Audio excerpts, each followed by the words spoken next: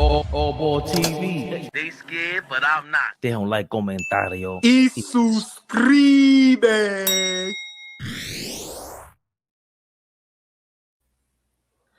Yeah. Yeah, y'all. They say you don't stop. Huh? Nostalgic said we more consistent than Mikhail. You don't stop. You know that. Ball suckers.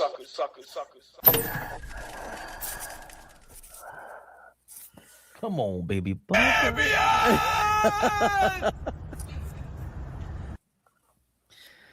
in the mix. Come on, man. She early. The beautiful, the lovely, the extravagant, the sexy, the exquisite, the elegant. Mo is in the building. Mo, what up, baby? Fabian, how I'm looking on the screen, how am I sounding? My man. Awesome. Danny Barry in the building. Been here a long time. I think Danny Barry was here before we could even crack 10 viewers. Oh man, big shout out. Yeah, Jules R5H, Nostalgic Nick. A big shout out to everybody. Y'all know how we give it up. Yeah. Real quick before we get this thing going, man. Oh, the beautiful, the lovely, the extravagant, the sexy, the exquisite, the elegant. Rhonda Flores is in the building. And by the way, the beautiful ladies at AllBall TV are members as well. So listen, big shout out to the ladies. Rhonda Flores, Mo, what up? Come on, man. Bless one. Big shout out to all the members. I listen, we wouldn't be who we are if I just don't ask. We wouldn't be who we are if I don't ask. Was the Super Bowl halftime fire? I don't care. Let me slow down. I don't care what race nobody is. You could be green for all I care. I don't care about none of that. By the way, I love some Spanish people. I tell you that. So let's throw that out the window.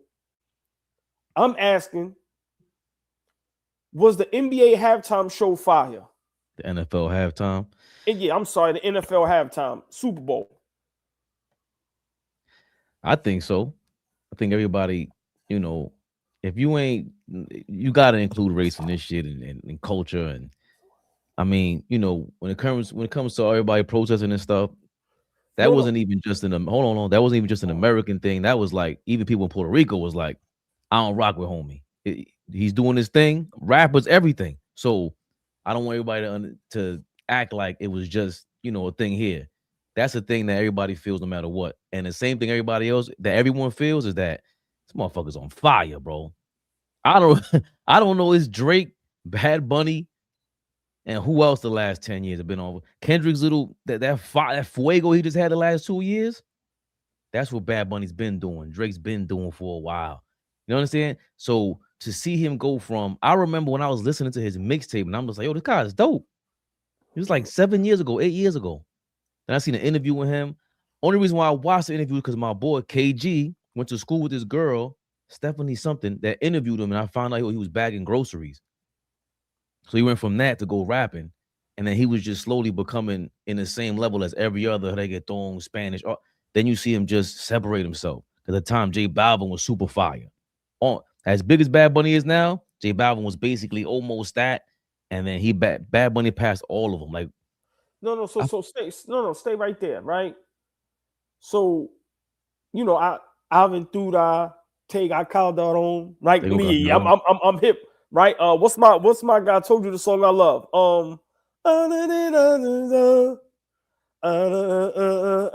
Yeah, if Tego, that's what Tego and Don Omar. Right. So for me, Tego, Don Omar, Alvin Duda. You could even go Daddy Yankee, right? He's like the LL of this shit. It's Bad Bunny, because we got to remember it's a social media era. So I'm asking, and I'm not like, this is why I love us. Like I said, it was a Super Bowl. For us to not talk about it a little bit, right? Who would we be? Is he, your opinion, forget social media. I'm saying music-wise, is Bad Bunny bigger than those guys? Yeah. Remember, he's bigger than everybody. No, I know that, but I'm saying. So imagine somebody asking you, is Drake bigger than even Kendrick or Cole or whoever, you be like, yeah, bro. Like it's not who's better. No. Hear what I'm saying? You know what I'm saying? Right, but I'm saying all right, but I'm saying music wise, right?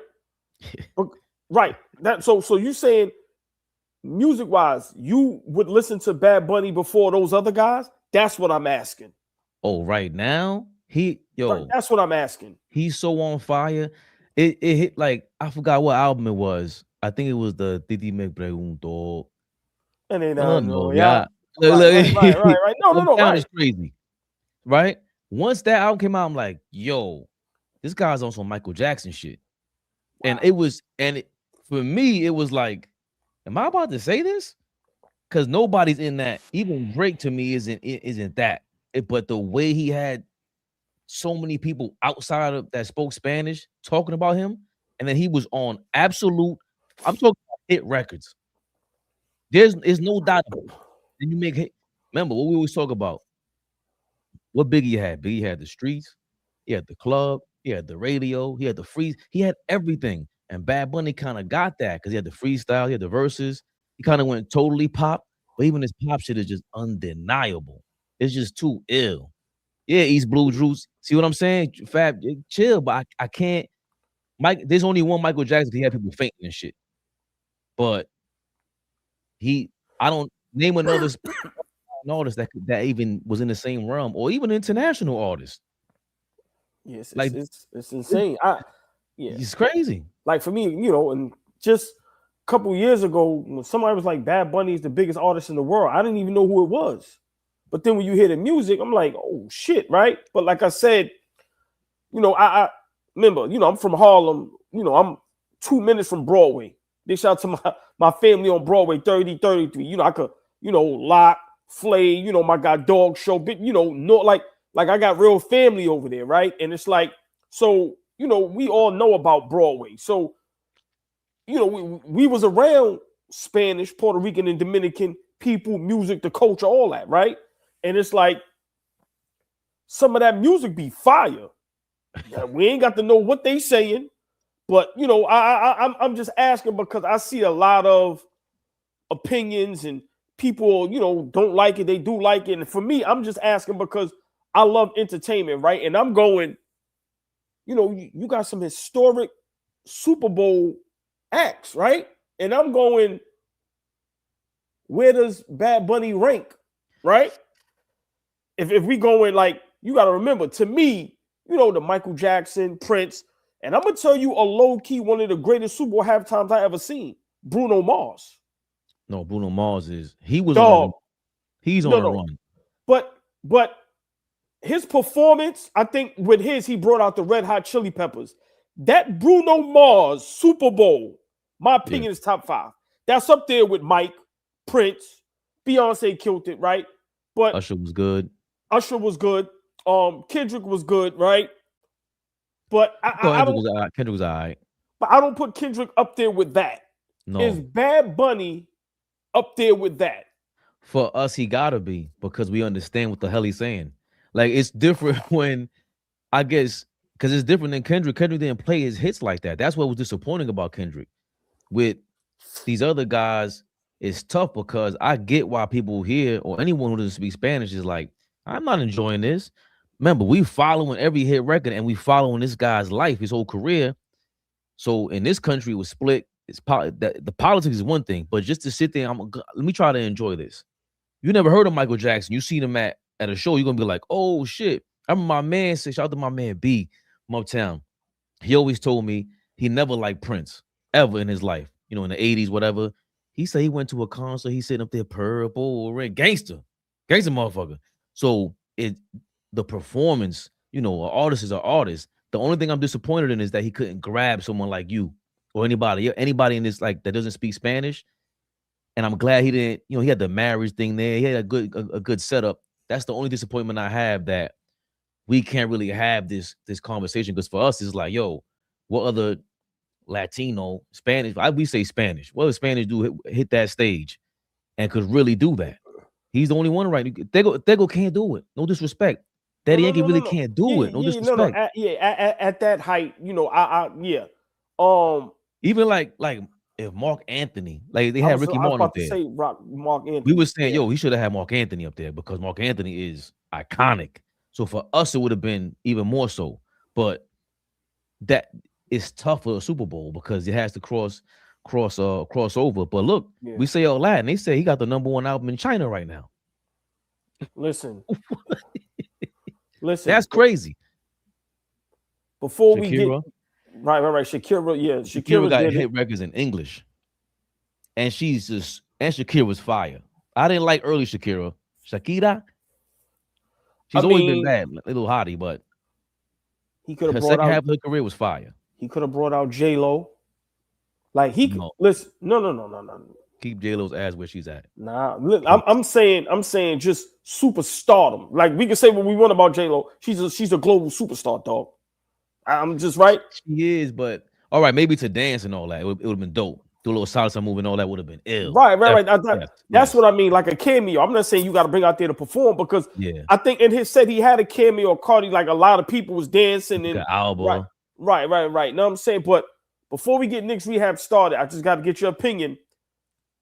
Nah, look, he said he could have bought a Fat Joe. Nah, that would have been dope too. No, it wouldn't have. Nah. No. Cause for me, I'd rather Tego or Daddy Yankee or somebody, right?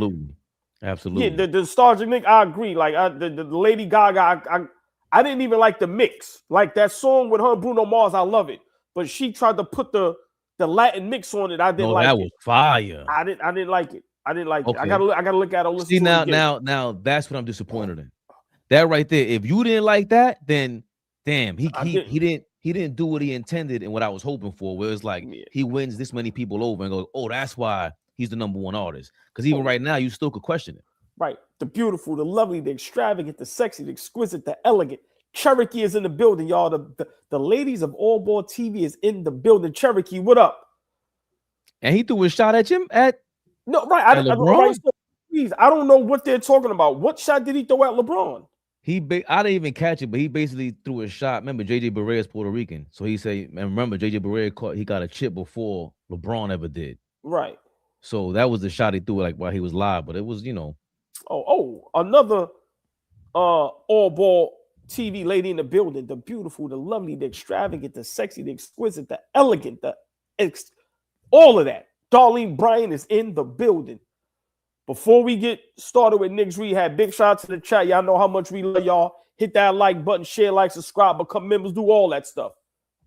What do we have to say about Jay-Z in the job he has done so far, taking over as far as like the producer of the Super Bowl halftime show?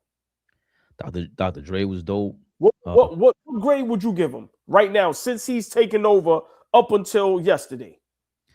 I'm gonna have to give him a B+ minimum because before this, it was always U2 and Bruno Mars. It's like I didn't understand why. And Bruno Mars was like, okay, good, but then they would go back and just like Beyonce twice or whatever. Was like, bro, you still were able to put that Dr. Dre and LA shit.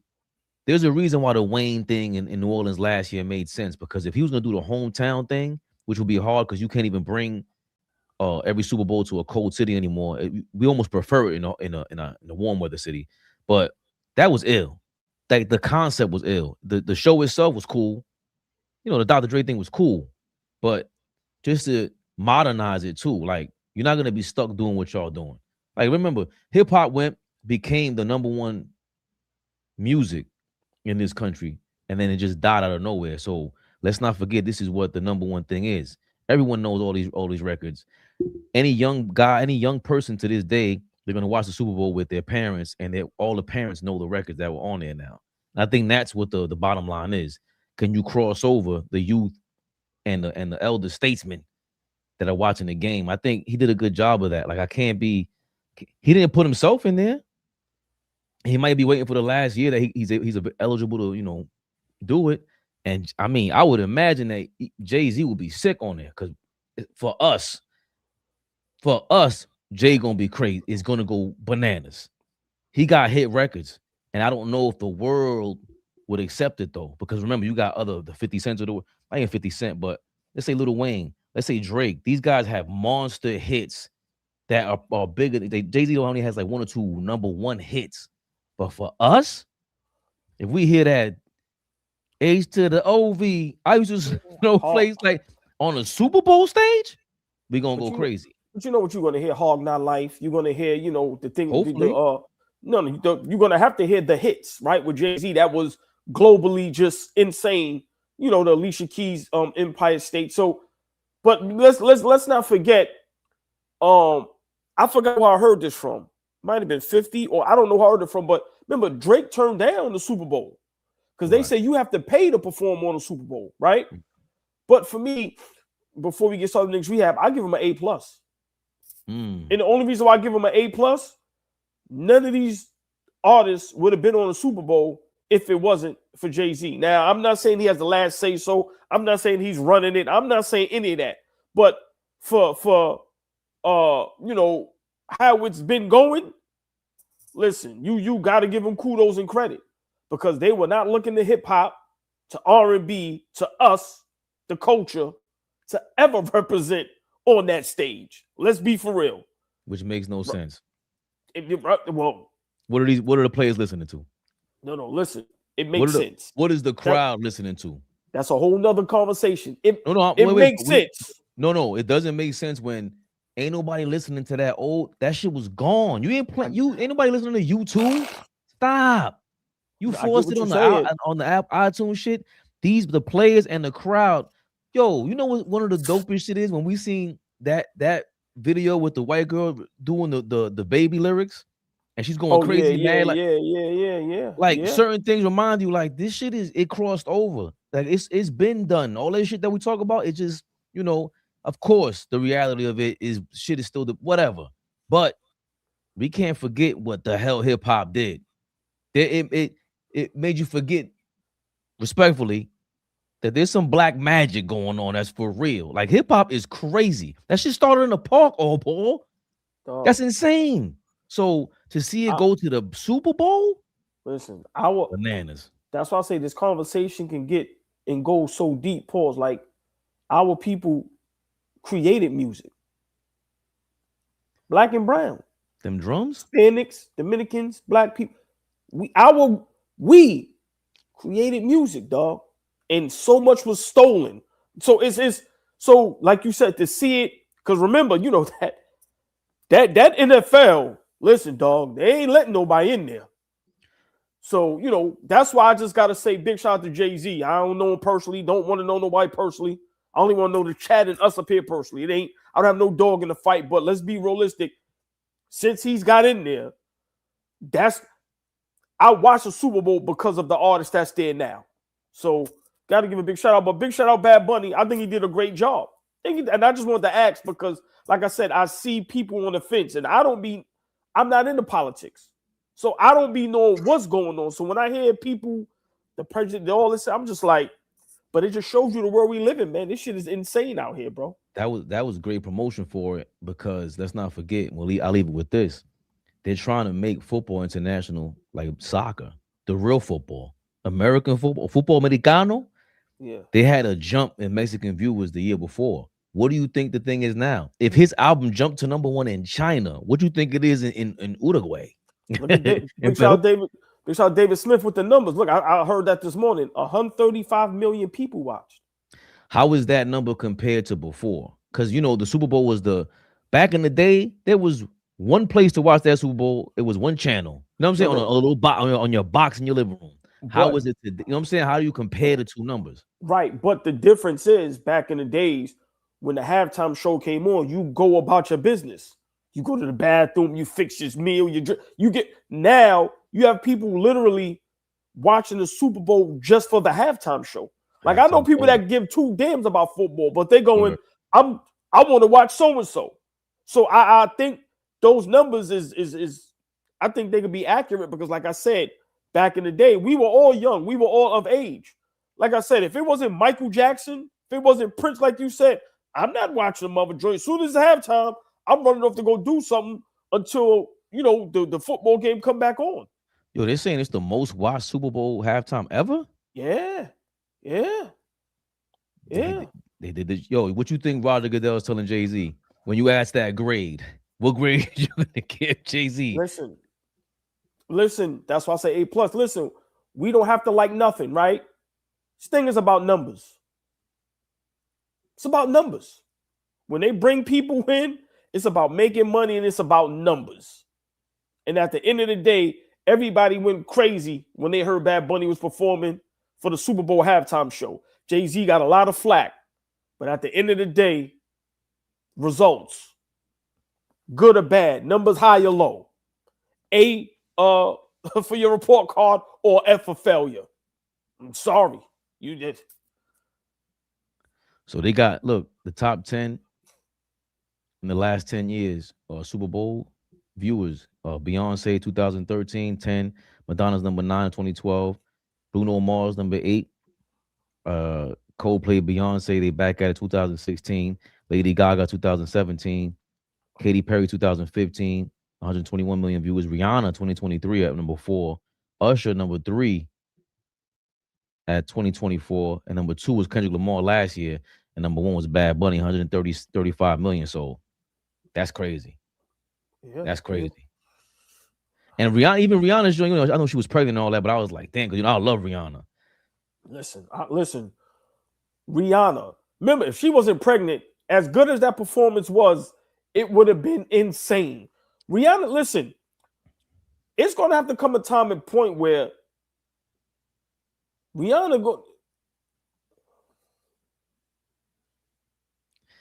Listen, Rihanna musically, Rihanna's better than Beyonce, bro. I've been saying that for years. And hold on. I'll take it a step further. So AllBall TV might not even be close. I'm just saying. All right. No, like when they start, because I love Beyonce's first album, right? But then people, when she started going Lemonade and this, and people started, you know how people just overhype some shit, and you like, yo, dog, stop trying to make me think that this is dope, bro. It's cool. It's okay. Rihanna got fire. That anti shit, I still play that. Listen, Beyonce is legendary. Beyonce have hits. Let's not get it misconstrued. This is no disrespect to Beyonce, but we have to be honest and be fair. My opinion, Rihanna got better music. Absolutely. I'm sorry.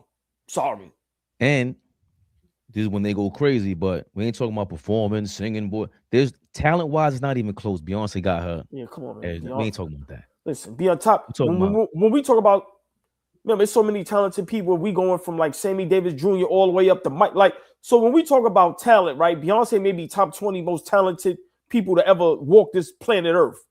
Can't say top 5 because, like I said, it's too much. Like top 20, but she's more talented than Rihanna. Right. She may have to be top, but I'm just saying when you talk about some of the most talented people to ever walk this earth, her name will be brought up. I'm just talking music. Rihanna is so underrated, and I love that she walks around like she don't even give a fuck. Like, I don't even care. That's what it is. She won us over because she got like some real, not dude energy, but she don't give a fuck.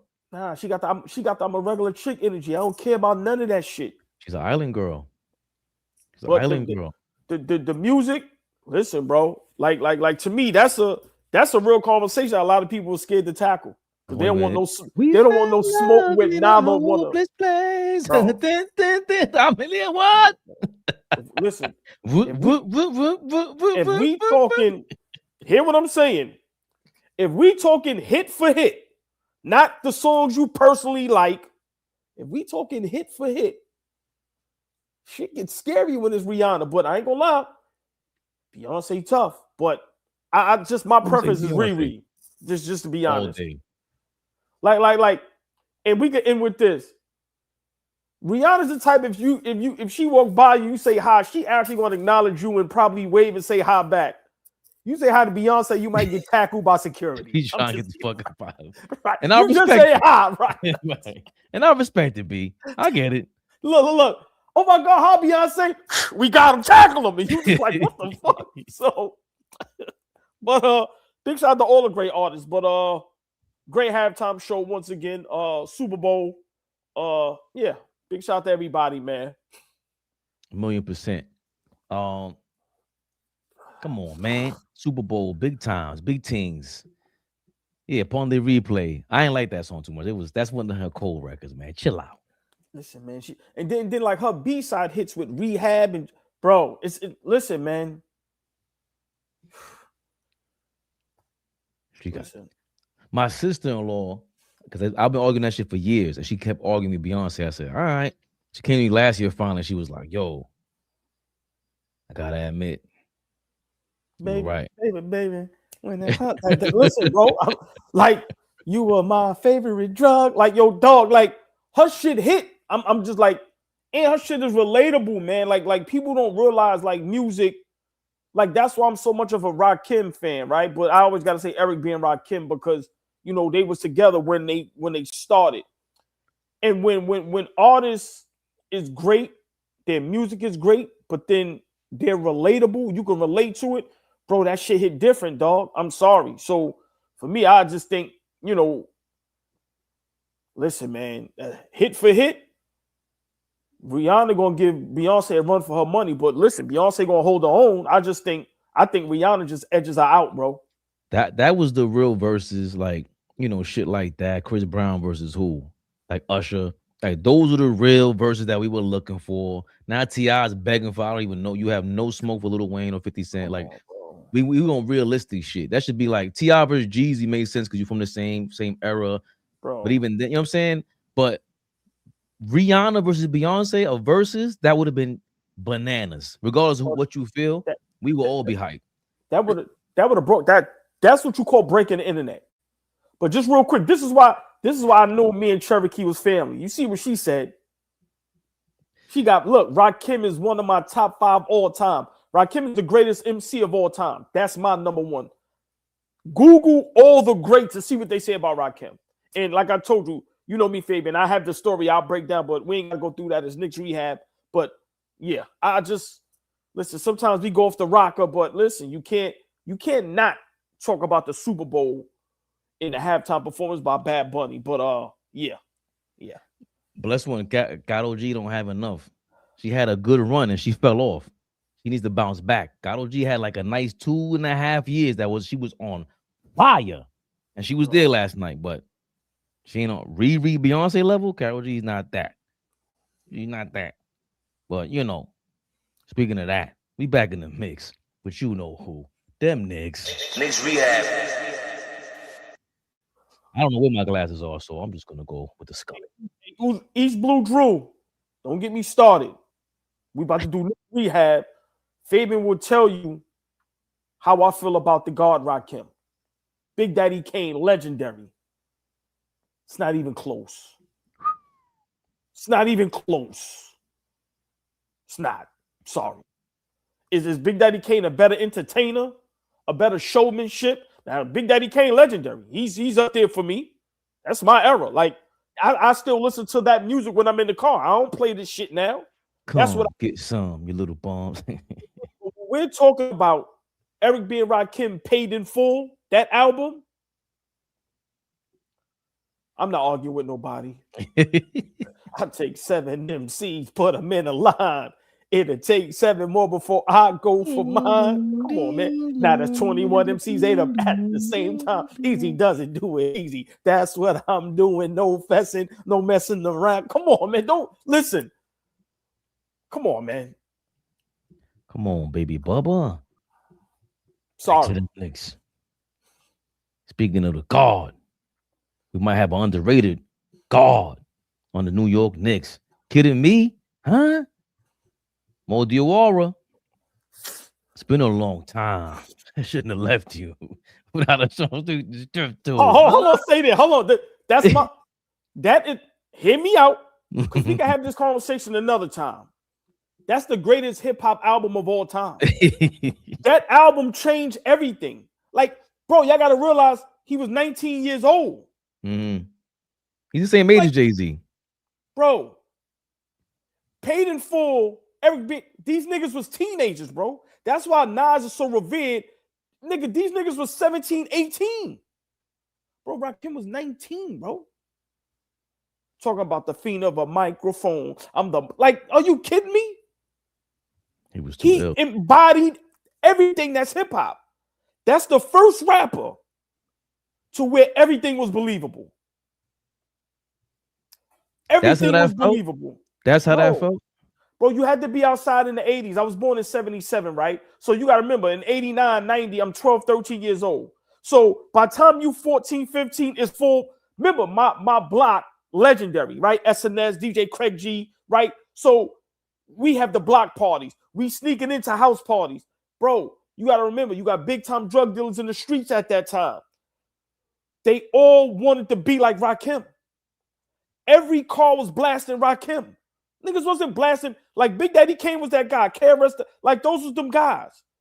Bro, Rakim, when he came out and you seen him, you went, and then he hanging around the real. Right. We ain't gonna talk about the names he was hanging around in Brooklyn. And then you gotta remember Eric B with his persona, Don't Talk, Mad Tall. Bro, they embody what hip-hop was. He didn't act weird, he didn't dress weird, he didn't talk weird. The fashion, phenomenal. The jewelry, phenomenal. You had to be there to understand. That's what I'm saying. People wasn't there, so they don't understand. When you Google or you YouTube Eminem, Jay-Z, 50 Cent, YouTube or Google your greats to see what they say about Rakim. God rest his soul, Clark Kent. See what he says about Rakim. I'm just saying. That is the greatest hip-hop album of all time. Jay-Z said it. When we were Rakim, remember the rap went from boom bap to what? Bro, he was rhyming inside syllable. Like, bro, it was insane. So we gotta listen. I'm just saying for me, I'm Rakim stan. Never met him. I met him once. Remember, they did the movie Juice in my hood. That whole movie Juice with Tupac, that whole movie is my block. Remember, we was there the whole time. Bro, Eric B and Rakim came to the block. I'm not gonna tell you the concert. But when they came to the block, bro, no security, insane. All they jewelry on, dressed like they just finished busting a lick. 40 belows on. They got the big snorkel that go down to your ankle, bro. So for me, you had to be there to understand. That's all I'm saying. You had to be there to understand what this man meant to hip hop. But for me, greatest rap album of all time, greatest MC of all time. Sorry. They said the Hornets and Pistons are having a brawl right now.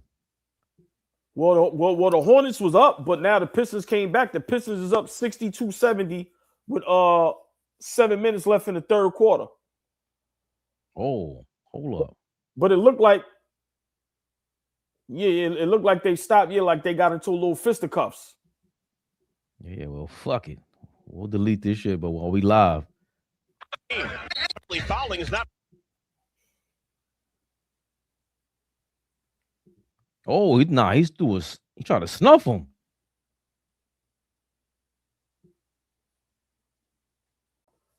Hey, be like that sometimes. Listen, Charlotte Hornets tired of getting bullied. I mean, Charlotte's been showing some fight lately too, you know. I like it. I like it. The NBA is missing this. I like it. I'm not AllBall TV, Knicks REHAB. We're not advocating for violence, right? Oh, nah, they kept going. Oh, shit. That's security. Look. That's not security. Like, yo, when you go in a place sometimes and you see the type of security they be having, you'll be looking like, bro, these niggas ain't stopping nothing. Come on, man. Security terrible. They got some young thugs out there on the Hornets. Let's go get it. Yo, no bullshit. If I was the owner of the Charlotte Hornets, every security person that was there, I'm firing them. That was Beef Stew. Came off the bench swinging. See, now, he got to do that. And everybody got to chip into Beef Stew's fine because that's what he's known for. That's how I see it. Like, he definitely snuffed them. But I listen, I love it. And this is what the game is missing. Remember, Faye, we always say that. Remember, we got one of those on the team now. Snuffing Mark Williams, 7-footers. Exactly. He my height. Just his hair all fucking. What you want to do? Yeah. Huh? Let's get back to business, old ball. Let's do it. Got me all out of character. They ain't hyped up. I'm too old for that, man. Tear a ligament out here. Maybe a couple. Secret weapon for the Nueva York Knicks. They talking about it now. He's getting a lot of hype. Mo Diwara became Knicks Jaylen Brown stopper and latest opportunity. We talked about that in real time, man. With Anunoby sidelined for a second straight game because of a sore toe, Mo D became the Jaylen Brown stopper in the second half of Sunday's 111-89 victory over the Celtics. It earned Diwara the second round rookie, his first defensive player of the game award, which is given by the Knicks coaching staff after victories. You get a guy like Jaylen Brown, who is a heck of a player in the first half. He was having his way with us a little bit. He was 6'4", He was rolling. In the second half, we did a better job defensively as a team. I got to give Mo some credit. Mo's our defensive player of the game. We threw Mo on him for a little bit. We thought we were going to try to make Jaylen work, be physical, get up into him, stuff like that. And he did it without fouling. He did a nice job with it. So to see that from a young guy at this point in his career was a lot of fun as a staff. I don't know. There's a lot going on with him. You know, I've seen a lot of potential with this kid, man. I loved it. I love that he showed that he was 4 for 4, by the way. Let me not get rid of this real quick. Jaylen Brown was 4 for 4. He joined, I guess, some elite company. Thanks to Knicks Film School making us aware of this right here.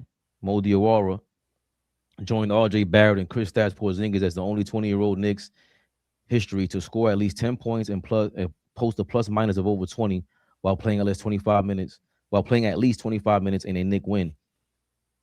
So, you know, it's small steps. Yeah, I knew I was gonna laugh. No, I'm laughing because when you look at the picture, like I told you, just a whole bunch of light-skinned guys. I'm light-skinned. It's like we can't even look tough. Then when you see Cat, like, look at his smile. It's like, yo, bro, what we supposed to be looking like we tough? I don't know. These, like, every look at Josh Hart in the best, like, y'all niggas got on towels. Like, what are y'all doing, man? This shit look like a Magic Mike audition, man. Like, what? Y'all gotta make y'all mind up. Are we auditioning to be strippers? Or are we auditioning? Or is this supposed to be like looking like the tough hard hat, you know, construction, like what? Blue collar. Bobby Ivory said, y'all a white team. Yo, listen, man. Yo, man, I couldn't be on the team at that point. You know how you walk into something and see it? They'd have showed me shaking my head and walking right back out like, come on, bro. What we doing, man? You'll never be in the picture? Oh, they said the Old Spice commercial. Oh, shit. Right. They said, yo, by the way, next door we having Magic Mike Part 4 auditions. And these niggas is, all right, cool. Bro, they out there, you out there with no shirt on with the towel on. Like, come on, man. Then you flexing. Then Cat is there like this. Bro, we supposed to look tough. Go ahead, Fabian. I'm sorry, man. That is the whole point of the picture, though. What's your best ice grill, man? Thank you. Yo, Jose, you supposed to teach me ice grill, bro.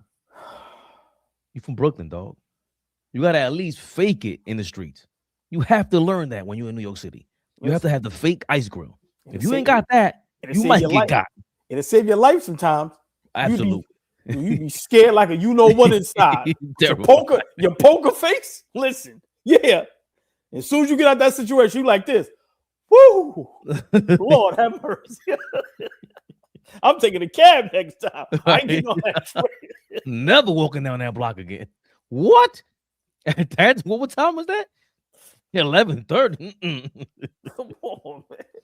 Real quick, what are your thoughts on Mo Diwara having this, you know, because remember, for you, you're very critical on anybody that we hype up and anybody that gets too much hype too soon. And, of course, I was giving him that, but Mike Brown wasn't finding him minutes or for whatever reason wasn't playing him. And we were confused by it. And even you were just like, who cares? But now maybe he's turned the tide for you. Maybe you seeing some things and you're like, nah, this kid is he's all right. Well, I mean, you know, that was a tough order to ask for him, right? But I think this is how young players can make their bones in the NBA and get contracts and stay in the league, being able to play defense, because everybody can score. Let's not get it misconstrued. We exaggerate and say these guys is bums and trash, but let's be realistic. everybody in the NBA can score. So I think, someone like Diwara with the athleticism, the size, the agile movement, just, being young, I think this is what he needs to try to stick to. If I could be a defender, right? We're not saying you're going to stop Jaylen Brown. But if certain spots, if I can make it tough, right? And at the same time, I can knock down a wide open 3-point shot, get a layup or dunk in transition, I think, he can really do some damage in the league. You're big on Diwara, right? And at times I'm like, but what I've seen yesterday, I think he's very capable of that, night in and night out. I think the way, the opposing teams put big guards on Brunson, I think Diwara can be that guy. Now, I'm not saying he's going to be a Daniels or Thompson out the gate, but if that's what he focuses on, right? Listen, I think we can have something special here where we can go, okay, so-and-so got 40 on us. They killing us. The game is close. Diwara, we need you to slow him down. So I love that, but you got to give kudos to Mike Brown. Having the confidence in him. Listen, what coach is going to tell their young player, I need you to go guard Jaylen Brown? Conference Finals MVP, MVP candidate, probably the best two-way guard in the NBA right now. Diwara, that's your assignment. So, you got to give props to Mike Brown and to the coaching staff and to the organization for just having confidence in him. But I like it. It looks like Fabian is all right. Yeah, you was paused for a minute. Yo, I think it's messed. I'll be right back. I think my shit is messed up because you slowed down on my side. I'll be right back in. Yeah. Well, Bobby Irish, listen, you got to remember we react in real time, right? So of course, if guys are playing bad, we're gonna hold them accountable.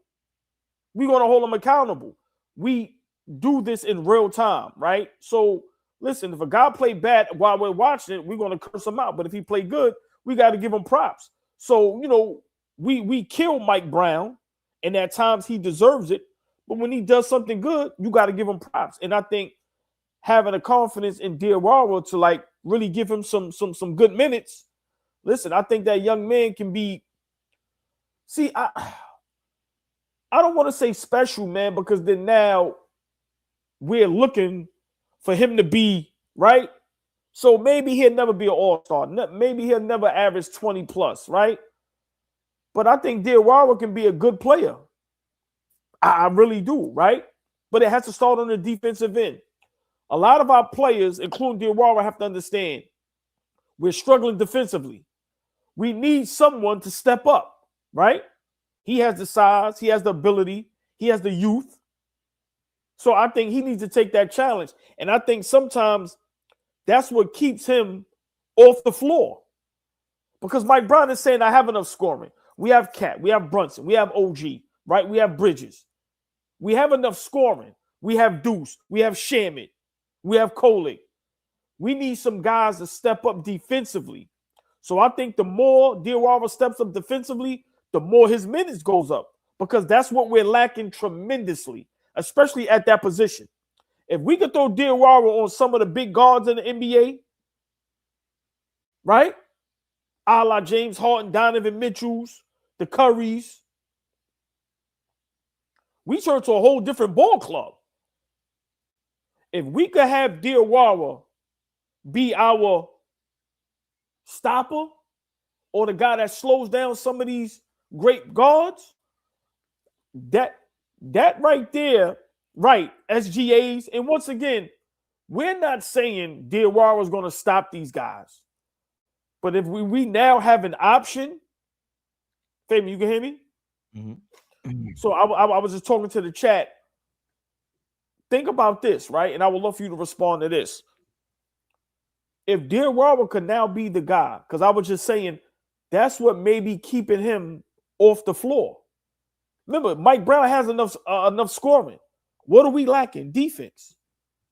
So maybe Mike Brown is looking at Diwara on the floor going, okay, yeah, you can score, but I need you to defend. We get killed. Remember, that guard position, that small forward position, you have the size. So now, if Diwara can play some defense and help us out right there and guard some of the bigger guards and make it tough, bro, I think that opens up a whole can of worms to where now that makes us a whole different ball club. Right. It's not like they didn't know. Josh Hart is quoted, I think the beginning of the year training camp, everybody was like, he's going to be good. And I think with him, it was just more about getting more comfortable, more experience, more minutes, those kind of things. And that's all we talked about when we saw him. So it's funny when, like you said, we see things early. And I think everybody was hyped on it, but there's so many people hype up. Like, I think it's Date, whatever his name is. You got Dottier, and then there's another guy, Pacome, something in the G League. And I'm like, bro, talent is talent. When it's undeniable, it's undeniable. And I just like when people just show improve and just the realistic side to it for me. Because Mo, the funny thing is, Mo Diwara, before he played a game in the NBA, this is what he was talking about. I think you might love this because we don't like when people start reaching for, hey, let's compare him to Kawhi Leonard. Let's compare him to Scottie Pippen. It's like, yo, when you hear what he's comparing himself to, you might think he's being realistic. What are those skills? I mean, my shooting, my defensive abilities, the way I can play many positions, and my versatility. What led your decision to try to make the jump to declare for the draft? For the draft, I mean, I feel like I'm ready. I feel like this is the good year. I had a pretty good year in France with my team, so I feel like that was the good year, and I'm not regretting. I spoke to a lot, like Zachary Rizache, like Dadiet, that's all my friends. So I spoke with them, and I feel like that was a good year. That's why. Are there any weaknesses you're trying to clean up? Excuse me. Any weaknesses you're trying to clean up to be impressive? Weaknesses, I feel like I gotta be more regular on my 3-point shot. I think that the only thing I'm working on it focusly. Is there someone you try to model your game after, or? I love Jaden McDaniels and Pascal Siakam. I feel like that's those players who I look up the most. You said this was your first workout. Do you have any more workouts scheduled? Yeah, I got. He gets into his workout schedule. Obviously, that was the preseason, but he mentioned Jaden McDaniels' first name of it. What? Just all NBA defender. Then he says Siakam. Obviously, Siakam, damn near Finals MVP. He got a lot of moments, but he's not talking about MVPs. He's talking about his length. He's being realistic, and I think a lot of times we see like people saying, remember how many players were saying, "Oh, Paul George is who I model myself after." It's like, bro, you ain't no damn Paul. Paul George's talent is too insane, right?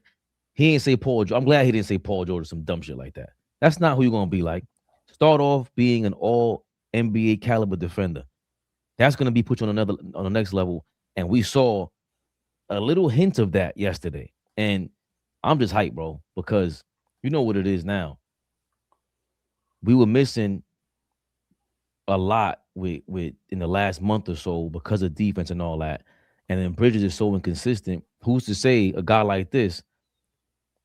Like, this ain't Iman Shumpert rookie year. Iman Shumpert rookie year defensively was amazing. If Diwara starts making some strides, how much more we gonna look at Bridges and be like, yo, you disposable now, bro. Now we got Diwara being, if you can be anywhere near a maniac, then you got OG there to help Brunson and hide Cat and Brunson on the defensive end all ball. This is what I'm looking forward to. Baby steps. So Diwara, that prototype is what the Knicks is missing. Like literally. And I think who's ever in his camp, who's ever his friend or representing him, the coaching staff, I think this is how Diwara can stay on the Knicks and get a contract and be a Knick. Work on your defense, bro. If you can become a defender, but at the same time now you're knocking down the open three, that's what we're missing tremendously. And I think, hopefully, the coaching staff, this is why you got to have a great coaching staff. This is when a great coaching staff matters. This is when these Mo Cheeks and these silly niggas that just sit there and don't say nothing, this is when you're supposed to get paid. This is when you're supposed to be in Diwara's ear going, hey, bro, listen, you know how you stay in the league? You know how you get your contract? You know how you stay here? Play defense, bro. That's what we need. We don't need scoring. We need defense. So just imagine your number's going to get called. We don't have no great defenders. We have one, maybe two. And we know who that is. That's OG and Mitch. So now Diwara could be a guy that you can go, yo, that's your assignment today. Don't worry about nothing else. Oh, and by the way, you hit 2-3 wide open threes. You're going to get $100 million. Like, Easily. Bro. So I think, that's what he needs to focus on. And I think, that stretch where you was like, yo, what the hell is going on? Why isn't Mike Brown playing him? I think, and I could be guessing, but from a coaching standpoint, remember, he's seen him in practice. He's watching him in the games. Remember, coaches are watching the little things. We just watching. They're watching the little things. They're watching the defensive assignment you're missing. They're watching every little thing. And they're going, I don't need that from you. This is what I need. And I think yesterday against the Celtics, especially against Jaylen Brown, I think Diwara might have opened something up. Pause, and let's see what happens down the line. But I think maybe that's why he couldn't get on the floor, because it's like, yo, yeah, you can score, but we don't need that from you. We need defense, especially at that position. So I just think being able to have a guy that you can put on smaller guards, bigger guards, small forwards, and just kind of make it difficult. Listen, that changes us as a team dramatically. Like, that's what puts us at championship level, where we play OKC and now you're going to Diwara. Your assignment is SGA. We know you ain't going to stop it from making 30, but it's going to be difficult, right? So when you have that on your team alongside with what we have already, that's what we're missing. So let's see what happens from now on. But I like his mindset, and I like what you just played, where his expectations for himself is realistic. He ain't living in the skies, right? So I love the two guys that he said. Remember, he's a long way from Siakam, because offensively, Siakam is super underrated. Like, he is a bucket, right? He's awkward. You don't know what he's going to do. And his mid-range game, listen, he gets to his spots. So, of course, Diwara has, a long time to get to that. But I just think if he works on his defense throughout this season, he's going to see a lot of minutes on the floor. I just see so much potential on both sides of the floor. And then to be able to shoot the ball, I sent y'all a video earlier where I thought he was shooting the ball at a higher angle earlier in the year, and now he's starting to shoot it from low. I'm not sure if the shooting coach forgot his name now, but everybody, is in love with him. Hopefully he can keep that crisp, because from what I see already offensively, it took OG Anunoby 7 years to really get on the Knicks, and all of a sudden it was like, oh shit, he could shoot. Oh, he could score. Okay. Now the last 2 years is like, oh shit, look, he's showing some strides. He's still clumsy out there. Diwara was a rookie, baby, and he's showing a lot. He's been crossing people up. He's doing some things out there. So imagine 7 years from now. This is all. He'll be 26 in his prime. I'm not even saying 7. If he locks in, right? If he focuses, right? If he, like I said, you gotta listen. When you have the right people around you, things get much better. So if he have the right people around him, explain it to him, bro. This is what you got to do. Watch some tape of some of the great defenders, the Ron Artests, the Tony Allens, right? The Kawhis, the OGs. Bro, watch film. Learn how to get in the passing lanes. Learn where you can reach, where you can't. Learn the ain't like. These are things that's going to keep him in the league. These are the things that's going to get you paid, but these are the things that's going to get you minutes, heavy minutes, and then now in the playoffs. So listen, I think he has an opportunity, and you've been alluding to it for a while now. Out of everybody, you've been on this. Yo, Diwara. And now we see, what he can bring to the table. And by the way, that's something we need drastically. Speaking of the right people around him, let's not forget, we have a potential MVP candidate, especially the last couple of years. And now some of these mainstream media guys, they starting to speak to it all, ball. Look at it differently. When you look at the MVP, I think the Thunder are good without SGA. I think they're great with him, but I still think they are a playoff team, and like they're still good without him. You take a Jalen Brunson off the Knicks or a Cade Cunningham off the Pistons, they're not even close to the same team. Like, you know what I mean? So I think it depends how you were voting, how you're judging it. Now, I don't think he has a chance to win it just because these other guys are insane and they're going to win a lot of games. And I feel like it's Jokic or SGA's to lose. We haven't even mentioned Luka. So is he going to win MVP? No. Should he deserve to be in the conversation because the season he's having and the season the Knicks are having? 1,000%. But it's just not going to happen. I look at Very powerful words from a man we don't really like AllBall. Yeah. About your guy, Jalen Brunson.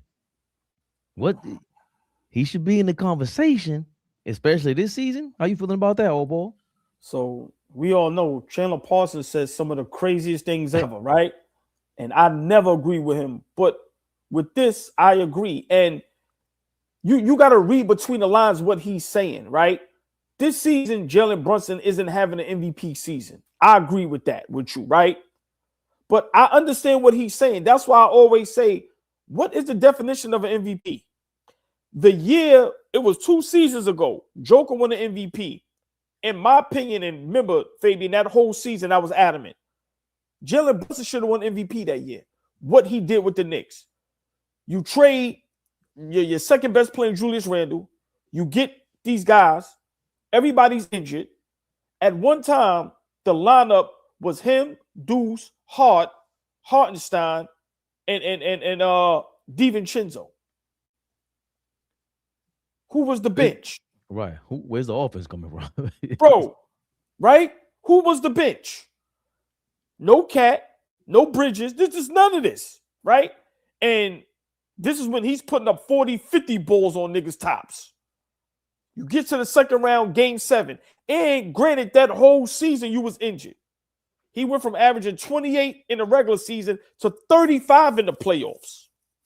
So for me, all right, listen, you ain't got to like him.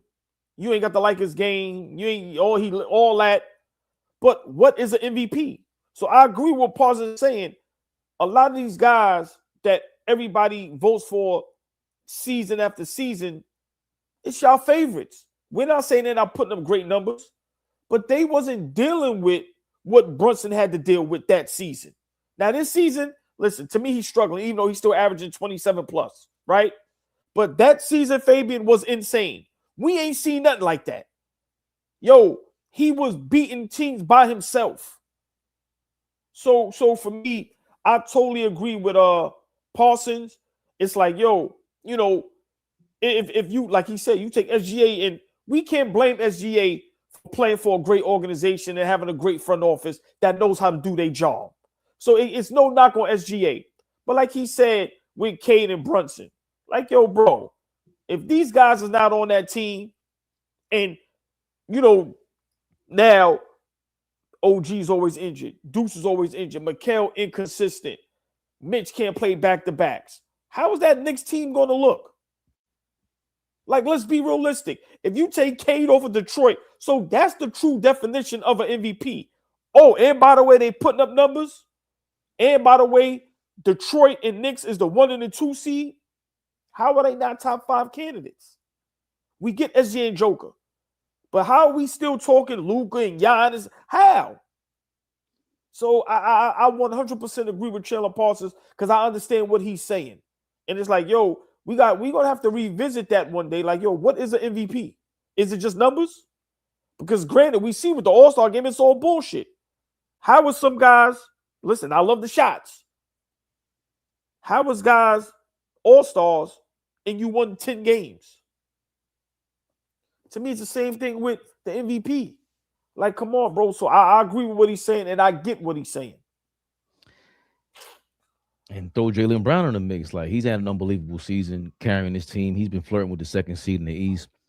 And going to double down on your point, when SGA was in that scenario where the second and third best players get hurt, when Chet got hurt, Jalen Williams gets hurt. They went 26-1 without him. Some people think Jalen Williams is the second best player on OKC. And they still smoking everybody. So that has to matter. Like they have a bunch of dogs over there in OKC. Yes, they built them correctly and beyond correctly. This is I don't know if there's ever been a more perfect build-up for a team than OKC, especially after losing 3 MVPs in Harden, Durant, and Russell Westbrook. So I see Jamal Murray love, and he deserves a lot of love because Joker went down and he held the team down. But the fact that Jaylen Brown was not in the top 10 category last month is insane. Crazy. You know, Brunson, I understand because the season was up and down. This is not the season, I think, where I get the hype is not there because of our inconsistencies. Maybe if we kept things going after that NBA Cup, then I can see that conversation happening. But we lost a lot of momentum. A lot of momentum. A lot. And he's looked very.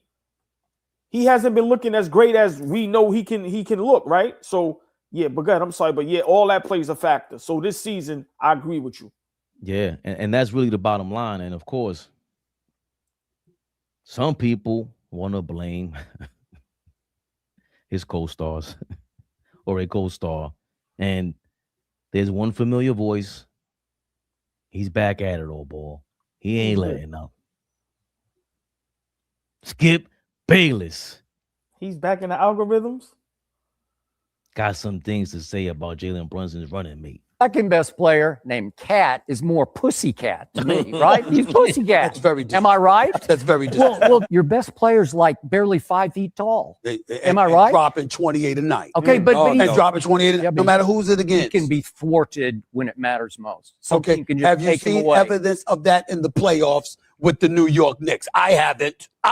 You will. Don't get me. No. Don't talk to me about will. Okay. I'm talking about what happened. Okay. What happened? Here's the other problem. Your second best player named Cat is more pussycat to me, right? He's pussycat. That's very Am I right? That's very disrespectful. Well, disagree with me. Tell me I'm wrong. That's very disrespectful. He's pussycat. No, we're not going to say that. He's one of the elite shooting big men. OG Anunoby ain't no scrub. No, I like that brother's a dog. Mikal Bridges is an Iron Man, and he wasn't worth 5 first-round picks. That's what they'd had Giannis if they didn't do that. Josh Hart, the cardiac kid himself. Look, the New York Knicks could still come out of the East. Your accident will happen in the second round against the Boston Celtics in Game 7 at the Garden. I'll just go on the record right now. You will lose Game 7 to the Celtics. What's left of the Celtics? Are you ready for this? Yeah. They ain't getting to a Game 7. Okay. The New York Knicks without Jason Tatum having Well, to worry about. maybe he's going to come. No, he's not going. He don't need to come back. That Achilles. Well, he Achilles. might. That's an Achilles. You don't want him to come back. I don't. He might. But that would be. They were going to beat him with him anyway. He got hurt when they were down 3-1. Let's get that right. Your second best player named Cat is more pussycat. Oh. Oh. Let me tell y'all something, man. Y'all can hate him all you want. Oh, boy. They're not going to like when I say this. There's nothing more magical than Skip Bayless and Stephen A. Smith arguing hot topic garbage sports. Name them. They took PTI and put the steroids in it. Whatever you got, they came with the flame. And they've been missing each other. I don't know what they got going on, but if they were smart, they would make that shit a show on YouTube and go for the bigger bag. But I digress. Skip Bayless is back at it all, boy. Jalen Brunson's running mate is a pussycat. How do we feel about this hindering the Knicks, my brother?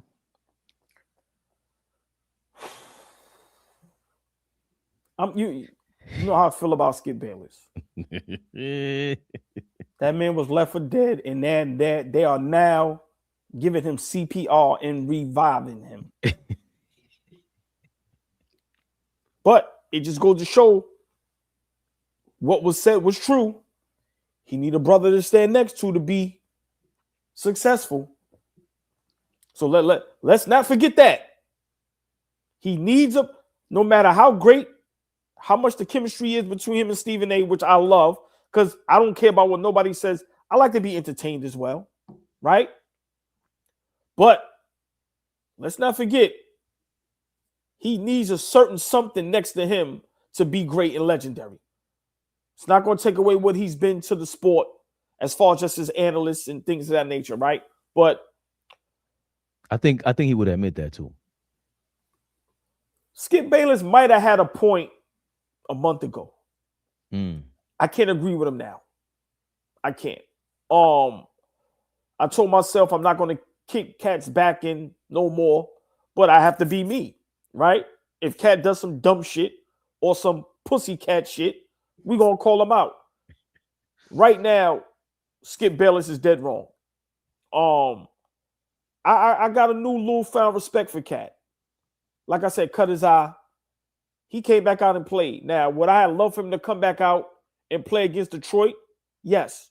But I didn't see how bad the eye might have swelled up. I don't know, right? But well, his girl showed us. His girl showed us the face. Yeah, I didn't. Yeah, I'm not listening. I'm not looking at nothing on her pages. I don't listen to her. I had no choice. I don't even follow her. Right. So I can't disrespect Cat at this point.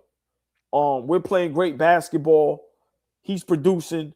Like I said, he's turned into the best rebounder in the game, and he's starting to get a little toughness to him. Right. So we know what Skip is about. Skip is trying to get back in the algorithm. Skip is trying to get back popping. And what other team and what other name can you say to get back popping? Of course, it's the Knicks. And who's the easy target? Karl-Anthony Towns. So, like I said, maybe a month or so ago, but nah, I told you, I think Cat got a fire lit under him right now. And him hearing this, listen, hopefully it's motivation. Because the Karl-Anthony Towns we've been getting lately, that's what's going to put us over the hump.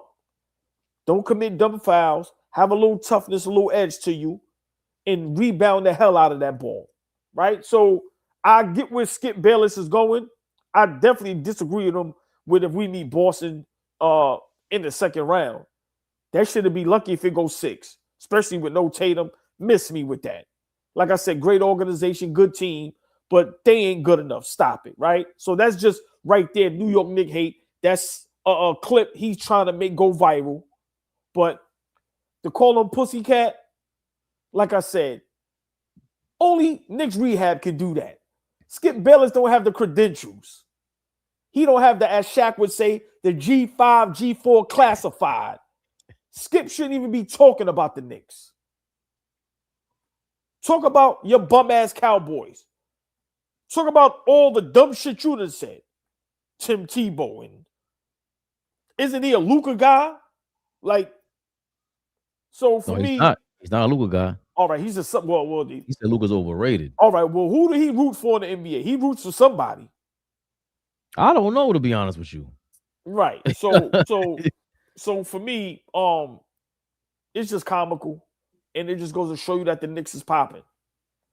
Because look what they talking about. But I can't agree with Skip right now with that. Like I said, maybe a month or so ago, nah. I'm starting to get a little bit of respect for Cat. Now, just real quick, he does still do the weird offensive moves. He drives me crazy with that, going to the basket.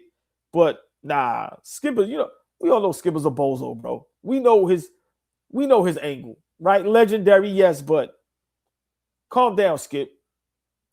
Because we'll be on your ass quick, fast.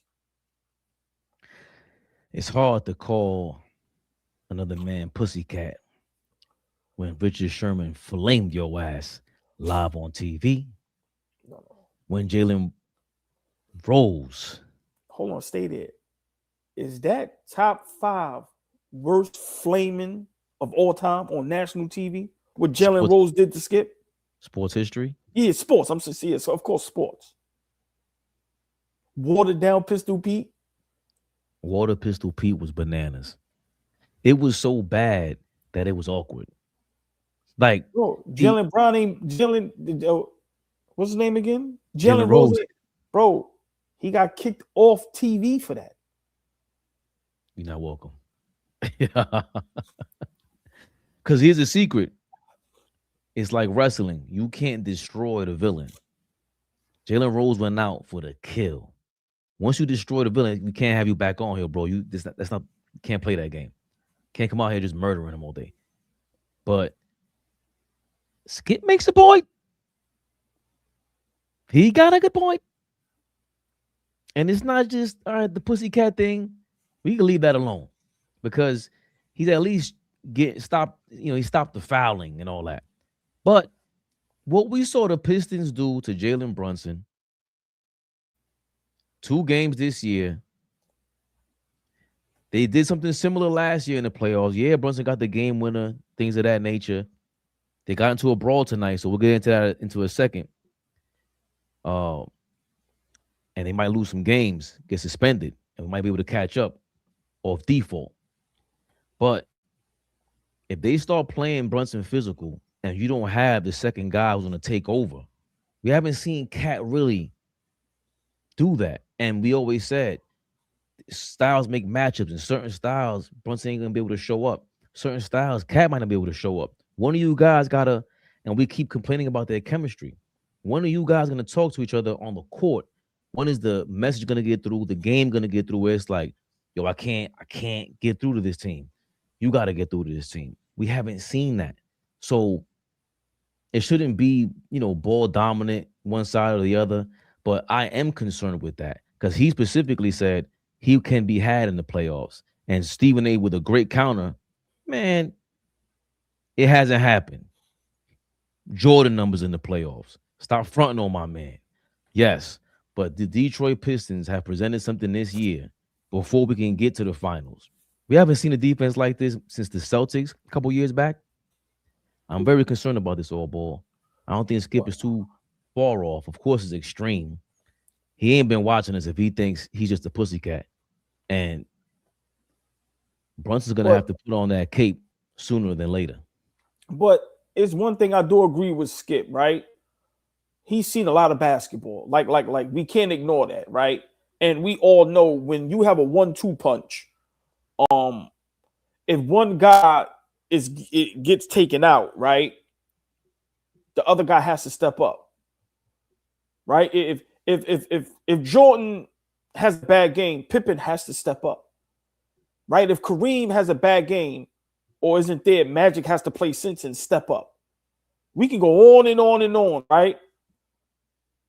I understand what Skip is saying. Like, yo, defenses, listen, in the playoffs, they're going to blitz and try to take Jalen Brunson out the game. Is Cat going to toughen up and dominate? So from that standpoint, I understand what Skip is saying. Now, granted, last season in the playoffs against Detroit, Cat had a great series, right? So he definitely stepped up. But I get what Skip Bayless is saying, because now we're talking about winning a championship. We ain't talking about winning a playoff series. We ain't talking about winning regular season games. We're talking about, listen, your best player is a 6-foot small guard. Once they put a big defender on him, if he starts to struggle, can Cat be aggressive, tough, and hold it down? So I get what he's saying, right? And like you said, them not having too much chemistry, them struggling to be on the court together, especially when they're, bad defensively. So from that standpoint, Skip could have explained it a little better. Of course, the pussycat is to make the clip go viral, and it does. Because, look, we here talking about it. But we have to be honest, he has a point. And I think this playoffs coming up, Cat is going to have the opportunity to shut everybody up. I think Cat understands the moment. His father and his girl understands the moment. They hear the rumblings. They hear how people are disrespecting him. They hear the talks. So I think, in the playoffs is where Cat is going to be able to shut everybody up. Or he's going to prove our point. But I get what Skip Bayless is saying. So let's see. Let's see. Well, you pointed to these off-season moves, and all we've been hearing about is Giannis. But there's one other legend who is available, AllBall, apparently, allegedly. It's real. Chris Haynes reporting from NBC with Taylor Rooks. Taylor Rooks, stop with it. Taylor Rooks be out here showing a lot off, man. Thank you for gracing our screen, Taylor Rooks. What was the Clippers' philosophy around him at the deadline? Obviously, teams were calling and trying to see if they can pry Kawhi away, but I was told that the Clippers never reached the point where anything was serious. They never even contacted Kawhi. And as far as Kawhi goes, he's extension eligible himself. He has 1 year left on his deal. And so I was told from Kawhi's camp that they are not in any rush to try to initiate any What was the Clippers' philosophy? extension talks or talking into the future. Kawhi's focus is on finishing this season strong, and then in the summer, they will assess where things stand. Now, remember, this summer, this is going to be very crucial. 1 year left on his deal. Typically, with star players nowadays, they don't like to go into playing on an expiring deal. So this summer, either an extension gets done or possibly even a trade. But again, we don't know that right now. Kawhi's focus, I was told, is finishing the season out strong and then seeing where things stand at in the summer. Extension. The Terminator. He's back at it on ball. And listen, it's not like he's been bumming it up. We got legends, former Knicks saying, wait a second, dog. Kawhi, he's old, but he still got some tricks. Kawhi, who, you know, since December has been the best player in the NBA in my eyes. So for him to be showcasing that right now, and there's a reason why the Clippers are the best teams. You talking? Ooh. Slow down, Melo. See, the best in the league since December? Sheesh. Oh boy, you serious about this Kawhi Leonard flirting with the Knicks? You know how much he's making? $100 million a year? What are your thoughts on Kawhi? New York Knick. Uh-oh. Oh, no. Chat, I know at times I'm difficult to deal with. I know at times I'm difficult to listen to. Chat, just hear me out. Hear me out. The Knicks should go after Kawhi Leonard. Let me explain.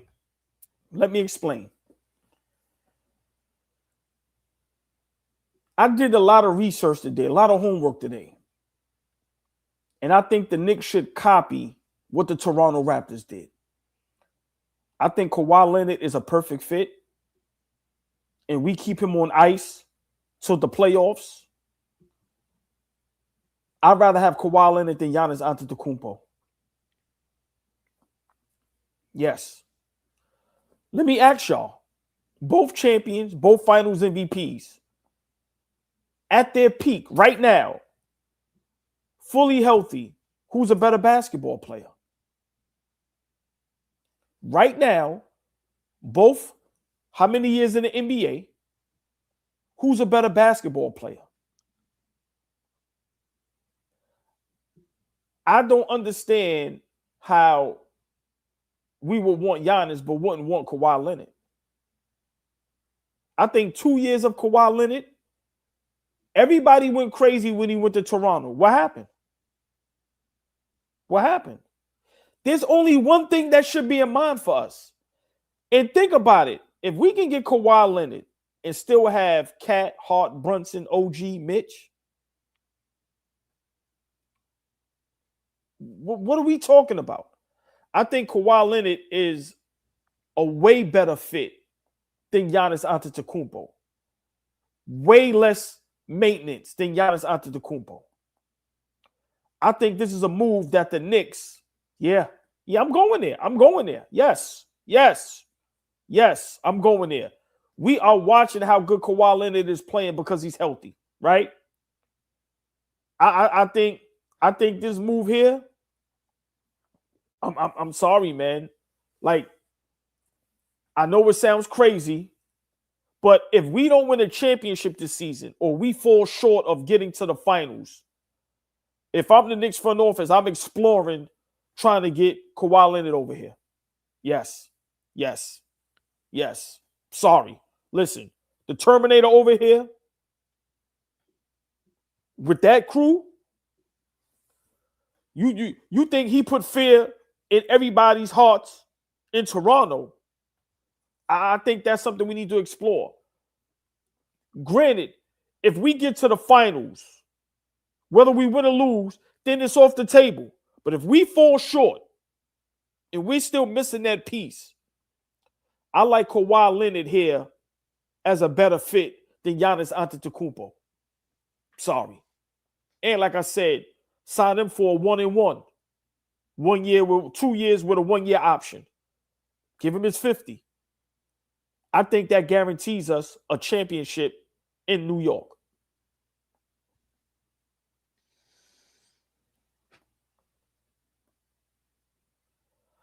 You know, here on AllBall TV, we have a lot of liberties. Normal employers, they usually drug test their employees. Not going to mention who, but they cannot take. I am now pushing for a random drug test on AllBall every day for the next month. Are you out of mind? I decline. Every time I'm declining. Listen, you gonna have to charge. You see how they grabbed Charles Oakley and forced him out the garden? That's how you have to do me, Paul, to take a drug test. I decline every time. And I will have my lawyer present at all times. Kawhi Leonard to the Knicks, I guarantee you we will be hoisting the trophy in the NBA Finals. He's a way better fit than Giannis Antetokounmpo. This ain't 7 years ago. This guy plays whenever the hell he feels like it or whenever his knee allows him to. He's done damn near. Every year it's a roll of the dice. It's insane. He looked done right now. You heard what Carmelo said. Let's talk basketball though. I understand does he look done right now? No. Now let's revisit the playoffs. How much has he shown up for the Clippers in the postseason? Ever since that Toronto run, even before the Toronto run in San Antonio, he was injury prone. This would be an absolute disaster. This sounds like Antonio McDice all over again. Amari Stoudemire all over again. I'm not letting you do that. Hold on. Neither one of them was former champions, best defender, Finals MVP. Those two is nowhere near as good as Kawhi Leonard. So don't do that. I'm sorry. Now, I'm not allowing you to do that. No. That's totally wrong. I'm going to tackle you down just like them cops did Oakley at the Garden. Are you out of your damn mind? Them years are behind Kawhi. He can't keep back-to-back games. I see the numbers. He's playing great. You don't need him back-to-back. See, that's the problem. We don't need him back-to-back. Hold on. Mitch don't play back-to-back games, but we go ahead. So we want another Mitch? I apologize. Flea would literally choke you out. I don't even need security. All I need is Flea to get you up out of here. He's getting you up out of here. There will be no conversation. There will be no segment if you keep pushing this topic further. We will jump you, AllBall. Enough is enough with your shenanigans. Kawhi Leonard, the Terminator. Your man ran out of battery packs long time ago. Exterminated. Right. You keep saying that. Does he look like he ran out of battery packs? Does he look like that? We've seen this movie for 3-4 years in a row. Hometown LA and can't keep it together.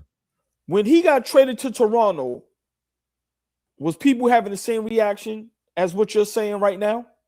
No. What were they saying?